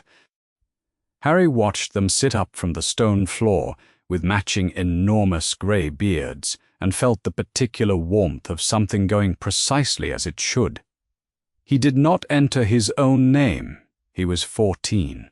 Augusta had spent years impressing upon him the distinction between courage and unnecessary risk, and entering an extremely dangerous tournament, for which the age restriction existed precisely because younger students had died in previous iterations, was not courage. It was the other thing. He watched the goblet for 3 days with the detached interest of someone observing a process that did not concern him. Cedric Diggory was chosen for Hogwarts. He was tall and capable and genuinely liked, which Harry had noticed was rarer in combination than it should have been. He was 17, and he looked like someone who thought seriously about consequences before committing to things. The night the champions were chosen, Harry was standing near the back of the Great Hall when the goblet spat his name. The parchment burned orange in the firelight. Dumbledore unfolded it with the deliberation of a man who is already reading what it says before he has fully opened it. Then, Harry Potter. The Great Hall did what large rooms do when they have been simultaneously surprised, went very quiet before going very loud. Harry walked forward through the noise the way he had been walking through public attention since he was 11, composed, forward-facing, treating it as weather. But this was different weather. The murmur that rose behind him was the specific murmur of a crowd arriving at conclusions, and several of those conclusions were audible. Neville caught his arm as he passed and said, low and without preface, "Someone put your name in. We find out who." He did not ask whether Harry had done it. He had known Harry for 14 years and could not construct a version of Harry that would have entered a tournament they had been explicitly told they were too young for. He did not try to construct it.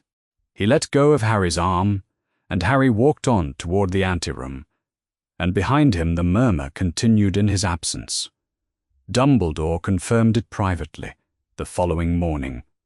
The magical contract was binding. It did not matter that Harry hadn't entered his name, that someone else had done it, that the age line should have prevented external entries. The goblet had accepted the paper. The contract existed. Harry would compete. Harry sat across from Dumbledore's desk and watched his face while the explanation was given. What he noticed was the absence of surprise. Dumbledore was calm in the way of a man receiving news whose general shape he had been expecting, not in the way of a man who has been genuinely caught out. The words were appropriate and carefully chosen, and the expression that accompanied them was everything an expression in this situation should be.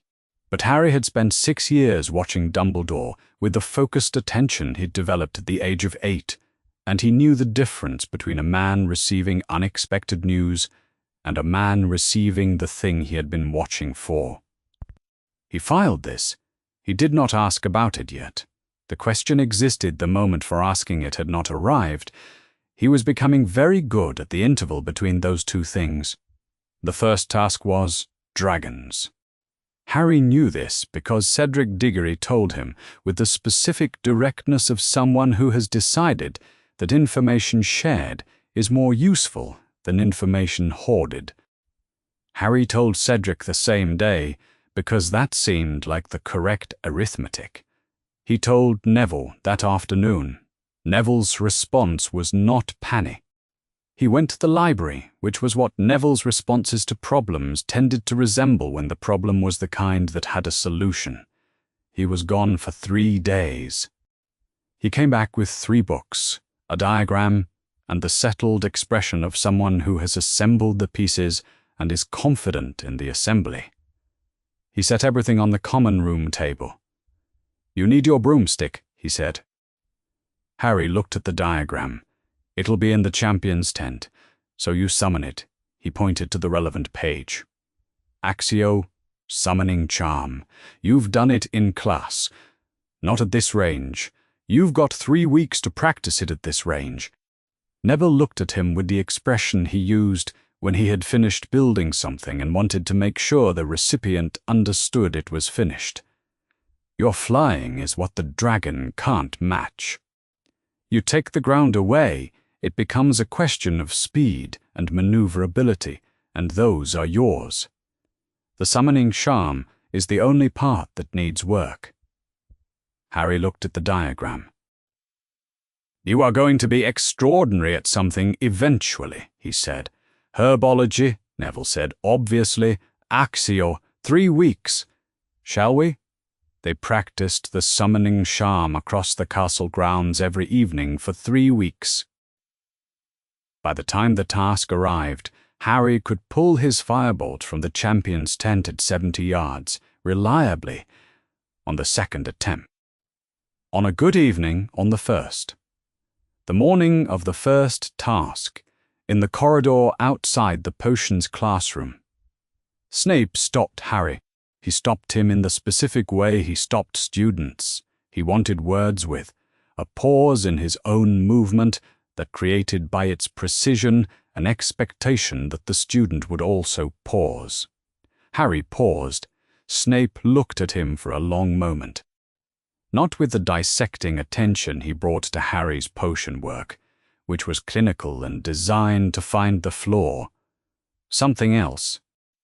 Something that registered Harry's face, James' face, Lily's eyes, the specific arrangement of both, and then moved past the registration into territory that Snape, characteristically, did not make readable. "Your wand grip," Snape said. "When casting at range, the angle of your elbow is wrong. It will cost you distance." He said nothing else. He walked on. Harry stood in the corridor for a moment, then filed this alongside the other things about Snape that required a particular framework to understand. Snape had spent 14 years protecting Lily Potter's son in a manner so thoroughly unlike protection that it required translation. He would continue to do so. He did not intend to make it easy to receive. Harry adjusted his elbow angle at the next practice. The distance improved by 15 yards. He slept with his wand on the nightstand and his firebolt under the bed, and in the morning he was ready. The Hungarian horntail was larger than any diagram of a dragon Harry had seen, which did not mean the diagrams had been inaccurate. It meant that certain things required proximity to understand. He stood at the entrance to the enclosure, with the crowd's noise arriving as pressure rather than sound, and thought broomstick first. Everything else followed from that. Accio firebolt. The firebolt came out of the champion's tent at full speed and found his hand with the certainty of something that knew where it was going. Harry was on it before the physics had fully caught up, and the enclosure became a different problem from the air. The horntail tracked him faster than its size should have permitted, breathing fire in arcs that Harry read as trajectories and adjusted for with 3 years of seeking instinct. The crowd noise was there, but below him, a fact about the world rather than something he was inside. He dove twice to make the dragon commit its fire downward. The third time, he looped high and dropped fast on the nest side, took the golden egg from the clutch in both hands, and climbed before the tail could connect. The scoring put him level with Cedric Diggory, who had used a transfiguration approach on his own dragon that Harry hadn't anticipated and privately considered impressive. He told Cedric this in the aftermath corridor. Cedric, who was disposed toward generosity, said the Accio was the smarter strategy, and that he would have done it himself if there had been any way to get useful information before the task. They found a mutual regard in this that had the texture of something that was going to matter later. The golden egg shrieked when Harry opened it in the dormitory. It shrieked in the bath.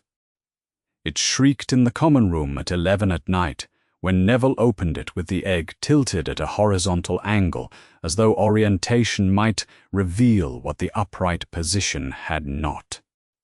Neville set it down on the table and said, "What if it doesn't shriek underwater?"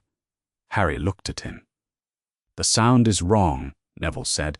"It's not a message, it's a noise, a mistake." "But what if the mistake is that it's in the wrong medium? What if the clue is meant to be heard somewhere that changes the sound?" He was already leaning toward the bookshelf. "Task 2 is in the lake. The clue is telling you where to hear it. And if you're going into the lake, you need to breathe. And if you need to breathe underwater, that's a herbology problem," Harry said. "That's a herbology problem." Gillyweed appeared in Neville's second-year herbology notes, cross-referenced to aquatic plants and their applications, annotated in his own handwriting with 2 question marks and what appeared to be an enthusiastic underline. He produced the page with the expression of someone who has been accumulating reference material for the correct eventual use and has arrived at it. Professor Sprout supplied the actual gillyweed from the greenhouse stores with a minimum of questions, which was characteristic of Professor Sprout's general approach to champions who came to her with specific requests and good manners. Neville set the bundle on the table between them. "You eat it. Gills form at the neck, webbing between fingers and toes. You have approximately an hour." Harry looked at the gillyweed. "You worked the whole thing out from the sound of the egg. From the sound of the egg, the location of the task, and second-year herbology." He made the small motion he made when he was trying not to show he was pleased. "It's a different kind of useful." The Yule Ball was in December, and it was, for approximately 4 hours, the most ordinary thing Harry had done since August. He attended with a Gryffindor classmate, asked in the manner of someone fulfilling a requirement with genuine goodwill, received in the same spirit, making it a straightforward success on both sides. The Great Hall was unrecognizable. Ice sculptures, a wizarding band at the far end, the 4 long tables replaced with dozens of small ones laid with what appeared to be actual silver.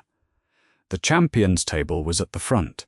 Hermione arrived on Victor Crumb's arm and looked incandescent, which was the accurate word, and the one that arrived first, and Harry was aware that he and Ron processed this identically, which said something about both of them. Crumb was broad-shouldered and moved with the practiced ease of someone who is accustomed to being watched. He said very little and watched Hermione, instead of the room which Harry found on reflection the correct priority. Neville arrived with Ginny Weasley, who was 13 and navigating a formal occasion with the competence of the youngest in a large family, who has watched 6 older siblings do everything before her. She had clearly spent some portion of the preceding week coaching Neville on the waltz, which meant they arrived with Neville knowing approximately where his feet were supposed to go. He succeeded roughly 80% of the time. Ginny corrected. For the remaining 20, with the serene efficiency of someone who had been managing the gap between other people's intentions and their execution for her entire conscious life. Harry danced when required and ate when possible. Augusta had insisted on the basic forms years ago.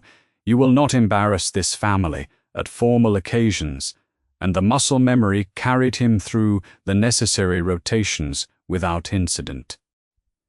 At some point he found himself outside in the cold garden with Cedric, where the conversation was easier than the dancing had been. Cedric worried about the second task. Harry did too. They compared notes carefully, the way people who are competing against each other but have decided that isn't the only thing going on, compare notes honestly, within reason. They went back inside when the cold became more compelling than the conversation. There were worse ways to spend an evening than with someone decent worrying productively about a thing that hadn't happened yet. He ate the gillyweed at the lake's edge in February, in front of the judges and the crowd and the grey water and the sky that was grey above it. And the transformation was immediate and unpleasant in the way of biological events that happen to you, without consultation, gills on the neck, webbing, forcing between his fingers. Then he was in the water, and none of the unpleasantness mattered, because the lake was very cold and very dark, and he had approximately an hour he swam down. The depths were stranger than the surface, suggested kelp forests, rock formations, the visibility shifting in green-dark gradients as he descended. He was faster with the webbing than he should have been moving through the cold, with the specific efficiency of a body that has been lent a different set of tools. He could hear the merpeople's song more clearly now, the same voice that had been encoded in the egg, resolving as he went deeper into something that was almost language. The hostages were at the bottom, tethered near a rock formation, with ropes of weed, a girl from Basbatong, a younger student from Durmstrang, Cho Chang, and Neville. Harry stopped moving for approximately 1 second. He had known there would be a hostage. He had known the judges would have identified whoever was deemed most significant and placed them accordingly. He looked at Neville suspended in the cold, dark water, unconscious, hair drifting, entirely unaware of being at the bottom of a February lake, and something arrived in his chest that wasn't quite fear and wasn't quite anything else and was its own specific compound thing. He cut the weed and pulled Neville free and turned for the surface. He stopped. He looked back at the others. He looked at the time remaining on the gilly weed, which was less than he'd wanted. He went back anyway. He could not bring all 4 to the surface alone, and the time ran shorter than he'd planned, but he was still trying when his own transformation reversed, and the merpeople, who apparently had protocols for this, handled the remainder. He surfaced with Neville in his grip and gasping, and the crowd noise resolved again from abstraction into sound. They sat on the dock afterward, wrapped in blankets, while Madame Pomfrey circulated, and the judges conferred and the crowd settled into the noise of people waiting for a number to be posted. The lake was flat and grey. Both of them were still cold. Neville said, quietly, "The judges put me in the lake." Harry looked at the water. "I know. The task required the judges to identify each champion's greatest treasure and select accordingly. The judges had assessed Harry Potter 14 years into a life that had not been arranged by Harry Potter, and they had found Neville. This was the inventory. Both of them knew it, and neither of them said the second part. Because saying it would require language for a thing that had existed before language was available, and the language that existed now was not the right tool. They sat until they stopped being cold. The lake was very still. Somewhere across it, the merpeople were doing whatever merpeople did when the tournament had moved on without them. The crowd had largely dispersed. The scores, when they were posted, put Harry in a strong position for the final task. He didn't think about the final task yet. He thought about the cold, and the blanket, and Neville beside him on the dock, and the specific quality of the silence between two people who have been in the same rooms for 14 years and have arrived, without planning to, at knowing exactly what the other one is worth. It was enough for now to just sit with it. The hedge maze was designed to disorient, and it succeeded. Paths that had been clear a minute ago had closed, new ones opened to his left. Somewhere in the green dark, a sound moved that was not animal and not wind. Harry walked with his wand lit and his attention low, because the maze was the kind of environment where things came at you from the ground. He had been in it for an hour when he heard Cedric. Not distress, just movement, footsteps, and the specific quality of someone navigating a shared constraint. They came around a corner into the same narrow path and faced each other with wands raised, recognizing each other in the same second they raised them. They lowered simultaneously. "Still in," Cedric said. They moved forward together after that. Two sets of eyes, two wands, the advantage of someone who could warn you about what they had already seen. When the hedges finally opened and the cup was there at the center, both of them arriving at the same moment, the logic was immediate. "Together," Cedric said. "Together," Harry said. They reached for it at the same time. The portkey activated. The graveyard had the quality of a place that had been waiting. It was night. Headstones in rows, old stone, long grass, a large tree at the far end, and a figure crossing the grass toward them, carrying a dark bundle that was moving. Harry had barely processed the arrival when the voice came. "Kill the spare Cedric Diggory," died, before either of them had understood where they were. The green light arrived and was gone, and Cedric was on the ground, and Harry was already moving, behind the nearest headstone, wand up, years of trained response putting him in motion before shock had finished arriving. The figure had set the bundle in the cauldron at the tree's base, and the bundle was alive, and as the figure turned, Harry recognized the voice even through the polyjuice months of another man's face. Pettigrew. He tried to run. He couldn't run. Ropes materialized and bound him to the headstone, conjured with the precise efficiency of someone who had planned this part. And Pettigrew came toward him with a knife. "Blood of the enemy," Pettigrew said, in the low and terrible cadence of someone reciting the words of something old, forcibly taken. The knife opened a cut across Harry's arm. His blood went into the cauldron. The ritual was sequential and deliberate, each element added with the patience of a thing that has been planned for a very long time and is now being executed exactly as designed. Bone of the father. The earth below the riddle grave shifted, and something old rose through it. Flesh of the servant. Pettigrew raised the knife again without hesitation, a gesture so unadorned it was worse than if he had hesitated, and his severed hand fell into the cauldron. He made one brief sound and rapped the stump and did not fall. Blood of the enemy, already given, the cauldron's contents changed.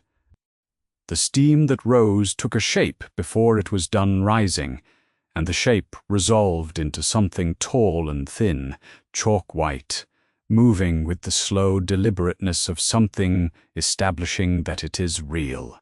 He was exactly what he was. Flat-nosed, slit-nostriled, the skin so white it seemed to drain what light touched it. His eyes were the color of old blood, and they held behind the red an intelligence that was cold and precise, and already engaged with the situation's calculations. He looked at Harry with the expression of a man who has made a long journey and is not surprised by what is at the end of it. "No blood ward," he said. It was not a greeting. It was the acknowledgement of an absence he had known about for 14 years. The gap that Dumbledore's mortal wards had barely covered. The gap that had made every year at the Longbottom home a contingency rather than a certainty. He knew He had always known. He summoned his Death Eaters. He made his speech. He had designed this moment with the assurance of someone who had accounted for every protection and found none of them insurmountable. The Longbottom wards had held for 14 years, barely with Dumbledore's personal craft behind them. Those wards were not here. What was here was a 14-year-old boy tied to a headstone with no blood-sealed immunity and a 14-year grudge that had just arrived at its appointment. He was confident. He was correct to be confident as far as he understood the situation. He had not understood what happened when he took Harry's blood. He gave Harry his wand back. Harry understood why Voldemort wanted witnesses. He wanted it done in open performance, in front of his returned followers, with every advantage stripped away and the outcome visible. He gave Harry the wand because he did not believe it would matter. Harry took it. He thought about several things in rapid sequence. Neville on the dock, Augusta on the platform, the lake bottom in February and sitting there until the cold went away. He thought about Cedric on the grass. He raised his wand. What followed was a duel in the technical sense. Spells exchanged quickly, Harry moving and responding and not attempting anything that required stillness to aim, because stillness was not survivable. He was demonstrating, he was showing his assembled followers what Harry Potter looked like without his protections, manageable, reactive, a boy who had been overmade by circumstance and was ordinary underneath it. He raised his wand and cast the killing curse. Harry cast Expelliarmus. Instinct, the first spell that had ever lived in the muscle memory. The one Augusta had drilled in the garden long before Hogwarts. The one Lupin had confirmed was the most honest spell he knew. Not the clever choice, the true one, the wands connected at a point between them. The light that came from the locked connection was not green and not red, but something that had no name in ordinary light. A color that existed only in the space where two wands sharing the same core recognized each other across the barrel of a conflict. The vibration of it ran from Harry's wand into his hand and up his arm and into his chest and teeth. He understood, before he had words for it, the twin cores, both bearing a feather from the same phoenix, had found each other. The reverse spell effect. The priori incantatum. He held on. The wand bucked against his grip, and he held on. Something emerged from Voldemort's wand. Not a spell, an echo. A shade drawn back through the shared feather core by the pressure of the connection. The most recent spell the wand had cast, forced back through its own barrel. An old man's shape, a woman's shape, more. Then a young man with untidy black hair and hazel eyes behind glasses, exactly as he looked in Augusta's photographs, exactly as he looked in the mirror, standing in the graveyard in ghost form and looking at Harry with the full, undivided quality of his attention. James Potter. The posture was right, the posture of someone who expected things to be interesting, even here, even in this form, even in a graveyard with his son holding a locked wand in a situation that had gone significantly wrong. He looked at Harry, and it was the looking of someone who has been waiting to do this and is not going to waste it. "Harry," his father said. The voice had the echo quality of something existing in the space between two wands, shared magic, not quite solid, not quite absent, but Harry knew it. He knew it the way he had known Lily's voice from the Dementor. Because 14 years of Augusta's descriptions had built the shape of it in his mind, and the thing he was hearing fit the shape exactly, and the fit was recognition. "Hold on," James said, "just a little longer." Then another shape emerged past James, stepping through the connection, with the specific purpose of someone who knows exactly where they are going. And this one had red hair and green eyes. His eyes, exactly the ones Snape had been looking at for 4 years, with that untranslatable expression. The ones Augusta had described 100 times, and she was looking at him with the attention he had seen. In the mirror of Erased, Lily, she looked at him for a moment that was longer than the physics of it explained, the graveyard's magical field stretching what the connection permitted. He had known her only through second-hand description and one dark mirror in an unused room, and the Dementor's terrible gift. She was looking at him with all of that, and also with something that had no second-hand version, the actual specific quality of a mother looking at her child. "Run," she said. Her voice was exactly what it had been in the Dementor's version of the memory, except without the terror, or not without the terror, but with the tenderness not separated from it. "When you break it, don't stop for anything." He held the connection for 5 more seconds because James had said hold on, and James had been right about that in the shades. More of them now, a procession of Voldemort's victims given the brief tether of the locked wands, were moving past him and toward the assembled Death Eaters, creating the fraction of distraction he needed. He broke the connection. He ran. He ran for Cedric first.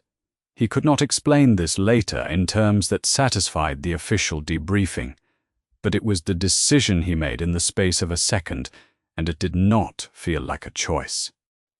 Cedric had reached for the cup with him. Cedric had said together. Harry got hold of him under the arms and turned for the cup with Cedric's weight against his shoulder and the Death Eaters recovering from the echo distraction behind him, spell fire beginning to find his trajectory. He ran. A curse past his left ear, the cup was across the graveyard. He ran. His fingers closed on the handle. The portkey activated. He landed on the Hogwarts grounds on his knees in the grass, with Cedric beside him, and the sound of 60,000 people arriving at an understanding of what they were looking at. It took them a few seconds. What they were looking at was not what anyone had expected to be looking at tonight. Dumbledore came through the crowd before Harry had risen. He moved the way he moved when the situation required it, all obstacles simply not in his path anymore. He dropped to his knees in the grass beside Harry, and his face was not composed. It was not the watchful opacity, not the apology, not the expression of a man whose plan is producing its intended result. It was the face of a man who has been living inside a 14-year calculation and has arrived at the moment where the calculation is over and what remains is a boy alive, on his knees, on the Hogwarts grounds, having come back from something. "He's back," Harry said. His voice came out steadier than he had any right to expect. "Voldemort is back. Pettigrew in the graveyard. The ritual." "I know," Dumbledore said. He was looking at Harry with the full weight of everything he knew. "You're alive, Cedric," Harry said. Dumbledore looked at Cedric for a moment. Something moved across his face. "Yes," he said. "You brought him back." Harry looked at his own hands. He had not been aware, until this moment, that they were shaking. Somewhere behind him, the crowd was finding language for what it was seeing, and the language it was finding was wrong, and that was going to be its own problem in the days ahead. But for this moment, kneeling in the Hogwarts grass, Dumbledore beside him, the graveyard still somewhere real and not in this field. Harry was alive, and James had said, "Hold on," and Lily had said, "Run." He stayed on his knees for a long time before anyone made him get up. The hospital wing, in the hours after the graveyard, had the quality of a room that keeps being interrupted by people who want it to be a different kind of room. The Minister for Magic arrived sometime after midnight. He moved through the ward with the brisk authority of a man trained to project calm onto situations that resist it, and spent 11 minutes seated at Harry's bedside collecting an account of the evening. Harry gave it. He described the cup, the portkey, the graveyard, the ritual, the duel, the names. He described it with the flat precision Augusta had taught him for situations where precision mattered, complete, sequential, without embellishment. The minister listened. He made notes. When Harry finished, the minister looked at him for a long moment with an expression that was not hostile. Not precisely hostile, but carried the quality Harry recognized from adults who have received information. "You've been through a great deal tonight," the minister said. He closed his notebook. He said something careful about Harry receiving excellent care. He left. Dumbledore arrived when he had gone. He sat in the chair by the bed and said nothing immediately, which was unusual. Dumbledore had always had a facility for filling silence with something that managed expectations. He looked at Harry with the expression Harry had never seen before this year. Not the watchful opacity, not the apology, not the expression of a plan in progress. Something more like the face of a man who has spent a very long time being certain and has arrived at the place where certainty costs what it costs. "He will not believe it," Dumbledore said, meaning the minister. "I know." Dumbledore was quiet for a moment. "You should know that I believe you, that I have always believed you." "I know that too," Harry said. He looked at the ceiling. Outside the high windows, the castle was beginning to understand that something had happened to it, in the way buildings understand things. Through the sounds of people moving differently through its corridors, Neville came in the morning. He stood in the doorway for a moment before crossing it, which was the specific hesitation of someone who knows that stepping through opens onto something irrevocable. He came in and sat in the chair and said nothing for a long time. Harry waited. He had 14 years of practice at waiting for whatever Neville was working up to. "He's back," Neville said finally. "He's back," Harry said. They sat with that. The hospital wing was quiet around them, early. Madame Pomfrey doing her rounds at the far end, the castle sounds of an institution waking around something it had not yet learned to hold. The First War had ended before they had language. The Second had started last night in a graveyard. Here was where they were. Neither of them said anything else for a long time. Some things didn't need saying. Dumbledore brought both of them to his office 2 days later. This itself was information. He had never brought both of them to anything before. He sat behind his desk with the pensieve nearby and the portraits of former headmasters still on the walls, and he looked at the 2 boys in the chairs across from him with an expression Harry had spent 6 years trying to read and still couldn't fully translate. "There is something I should have told you earlier," Dumbledore said. "There is something I have been telling myself I was protecting you from. By not telling you I have been wrong about that." He told them about the prophecy. He recited it in the low voice he used for things requiring precision. "The one with the power to vanquish the Dark Lord approaches, born to those who have thrice defied him. Born as the 7th month dies, and the Dark Lord will mark him as his equal. But he will have power the Dark Lord knows not, and either must die at the hand of the other, for neither can live while the other survives." The office held its silence. "Both of you," Dumbledore said, "fitted the initial criteria. You were both born as the 7th month ended. You were both born to parents who had thrice defied Voldemort. At the moment of the prophecy's making, either of you could have been its subject. Voldemort chose." Dumbledore said. He heard only the beginning, from a source discovered before the full text was complete, and he made a choice based on what he'd heard and on his own particular convictions. He chose Harry. He chose him, and in going to Godric's Hollow, he fulfilled the prophecy's own condition. He marked Harry as his equal. he made it Harry's. The prophecy belongs to Harry because Voldemort decided it did. He let that sit. The power the Dark Lord knows not, Dumbledore continued more quietly, is love, in its most fundamental form.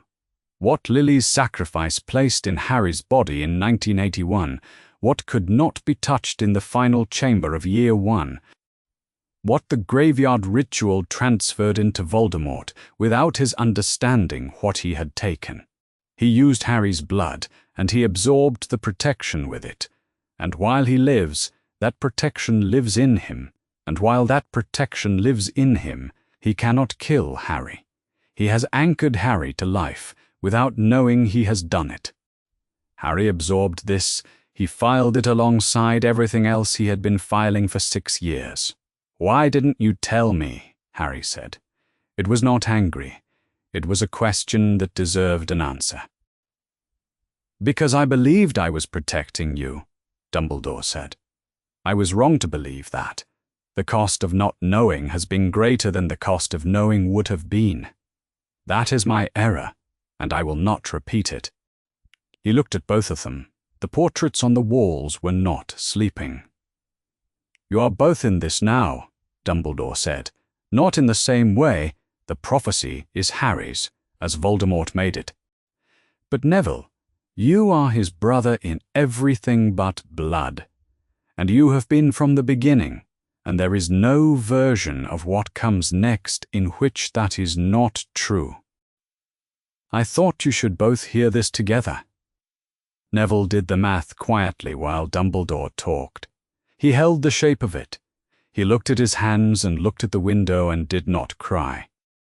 If Voldemort had chosen differently, had followed a different reading of the prophecy, had gone to the house in the valley instead of to Godric's Hollow, his parents would be whole.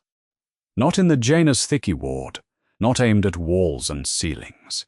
Frank and Alice Longbottom would be in the world, and in his life, and he would never have known to miss them because they would simply be there. James and Lily Potter would be alive. Harry would have grown up with his parents. He would never have come to the Longbottom house on the night of the 1st of November 1981. Neville would have grown up an only child, and the 14 years of what they had been to each other would not exist, because the architecture of those years was built on a single choice that a man made based on a half-heard prophecy and his own kind of arrogance. There was no one to be angry at. There was only the fact of it, physics of a terrible kind. He thanked Dumbledore, which surprised Dumbledore slightly. He walked back to Gryffindor Tower and went to the bathroom and turned the tap on and cried until he was done, which took a while. Augusta had told him years ago, "Feel the grief clearly, then get up." Both parts were required. You didn't earn the second by skipping the first. He turned the tap off. He got up. Harry identified the feeling on the train home. He'd been sitting with it since Dumbledore's office, turning it over carefully, because naming things correctly mattered. It was not grief, though grief was present. It was not rage. It was what arrived when he understood that Neville could have been him, that 14 years of the boy who lived, of his own name said in shops and corridors and Augusta's measured voice, of the weight he had carried since before he could remember carrying it. Voldemort had chosen him because of what he believed about bloodlines. In choosing, he had fulfilled the prophecy's condition. In fulfilling the condition, he had made it true. Harry would have given it back. He knew that clearly.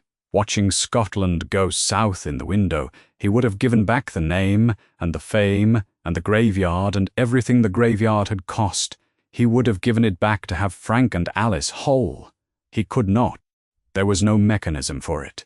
The past was not revisable. He named the feeling. Not rational guilt, not the guilt of having done something wrong. The other kind.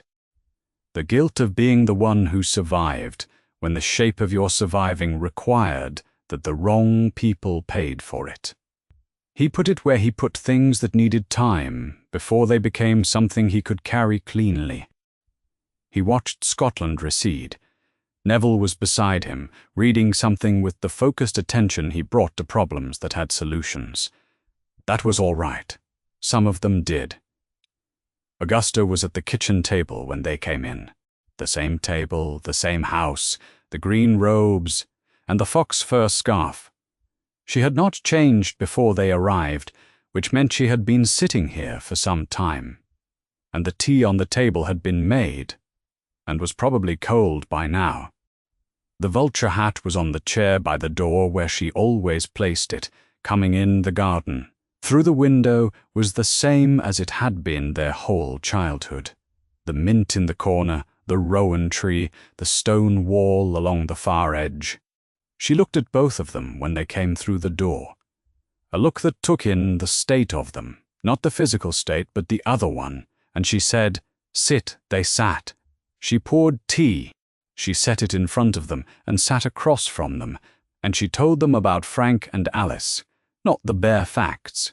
She had told them the bare facts their whole lives. She told them the rest. What it was to be Frank Longbottom in 1979, when the war was at its worst, and the order was losing people faster than it could replace them. How he had laughed when he shouldn't have. Too often in situations that didn't call for it, because Frank had understood that a man who stops laughing has started to lose something he won't recover. How Alice had been the better aura of the two, faster, more precise, the one who saw 3 steps ahead and had already adjusted before anyone else knew there was something to adjust for. How they had gone out on order missions, knowing what they were walking toward, afraid every single time, and gone out anyway. They were afraid, Augusta said. Her voice had its usual quality, flat, direct, without ornament, every time, each mission. They were always afraid. She looked at them both. They went out anyway. She reached across the table. She gripped both of their wrists, one in each hand, the same grip as King's Cross, the same grip as every farewell she had given them since they were old enough to be left somewhere. And she held on. She did not say what she felt about the graveyard, or the ministry's disbelief, or the second war that had just announced itself, or the prophecy that Dumbledore had told her about in a letter that had arrived 3 days ago and that she had read twice and then placed in the drawer. She did not say what she felt about any of it. She had been saying it for 14 years, in every standard held too high, in every correction offered because she was paying attention, and paying attention was what love looked like when it wore her face. In every trip to the Janus Thickey ward, where she had sat between them and not looked away from what Frank and Alice had become. She had been saying it since the night she took a child she hadn't planned for into the room where another child was sleeping, and set them down beside each other and stood in the doorway, and did not look away from the cost of what she'd agreed to. She did not need to say it now. She held on for exactly as long as she was going to hold on. Then she let go. Both boys sat at the kitchen table in the house where they had grown up, and the garden was through the window, and the war was just beginning, and they were not alone in it. Not one chosen boy facing something too large. 2 boys born a day apart, shaped by the same severity and the same standard and the same monthly visits to a ward where love expressed itself as continued presence in the face of nothing being returned. Whatever came next, they would meet it together, with Augusta's voice in their heads and each other in the room, and the knowledge, carried now without needing to be said, that being afraid was not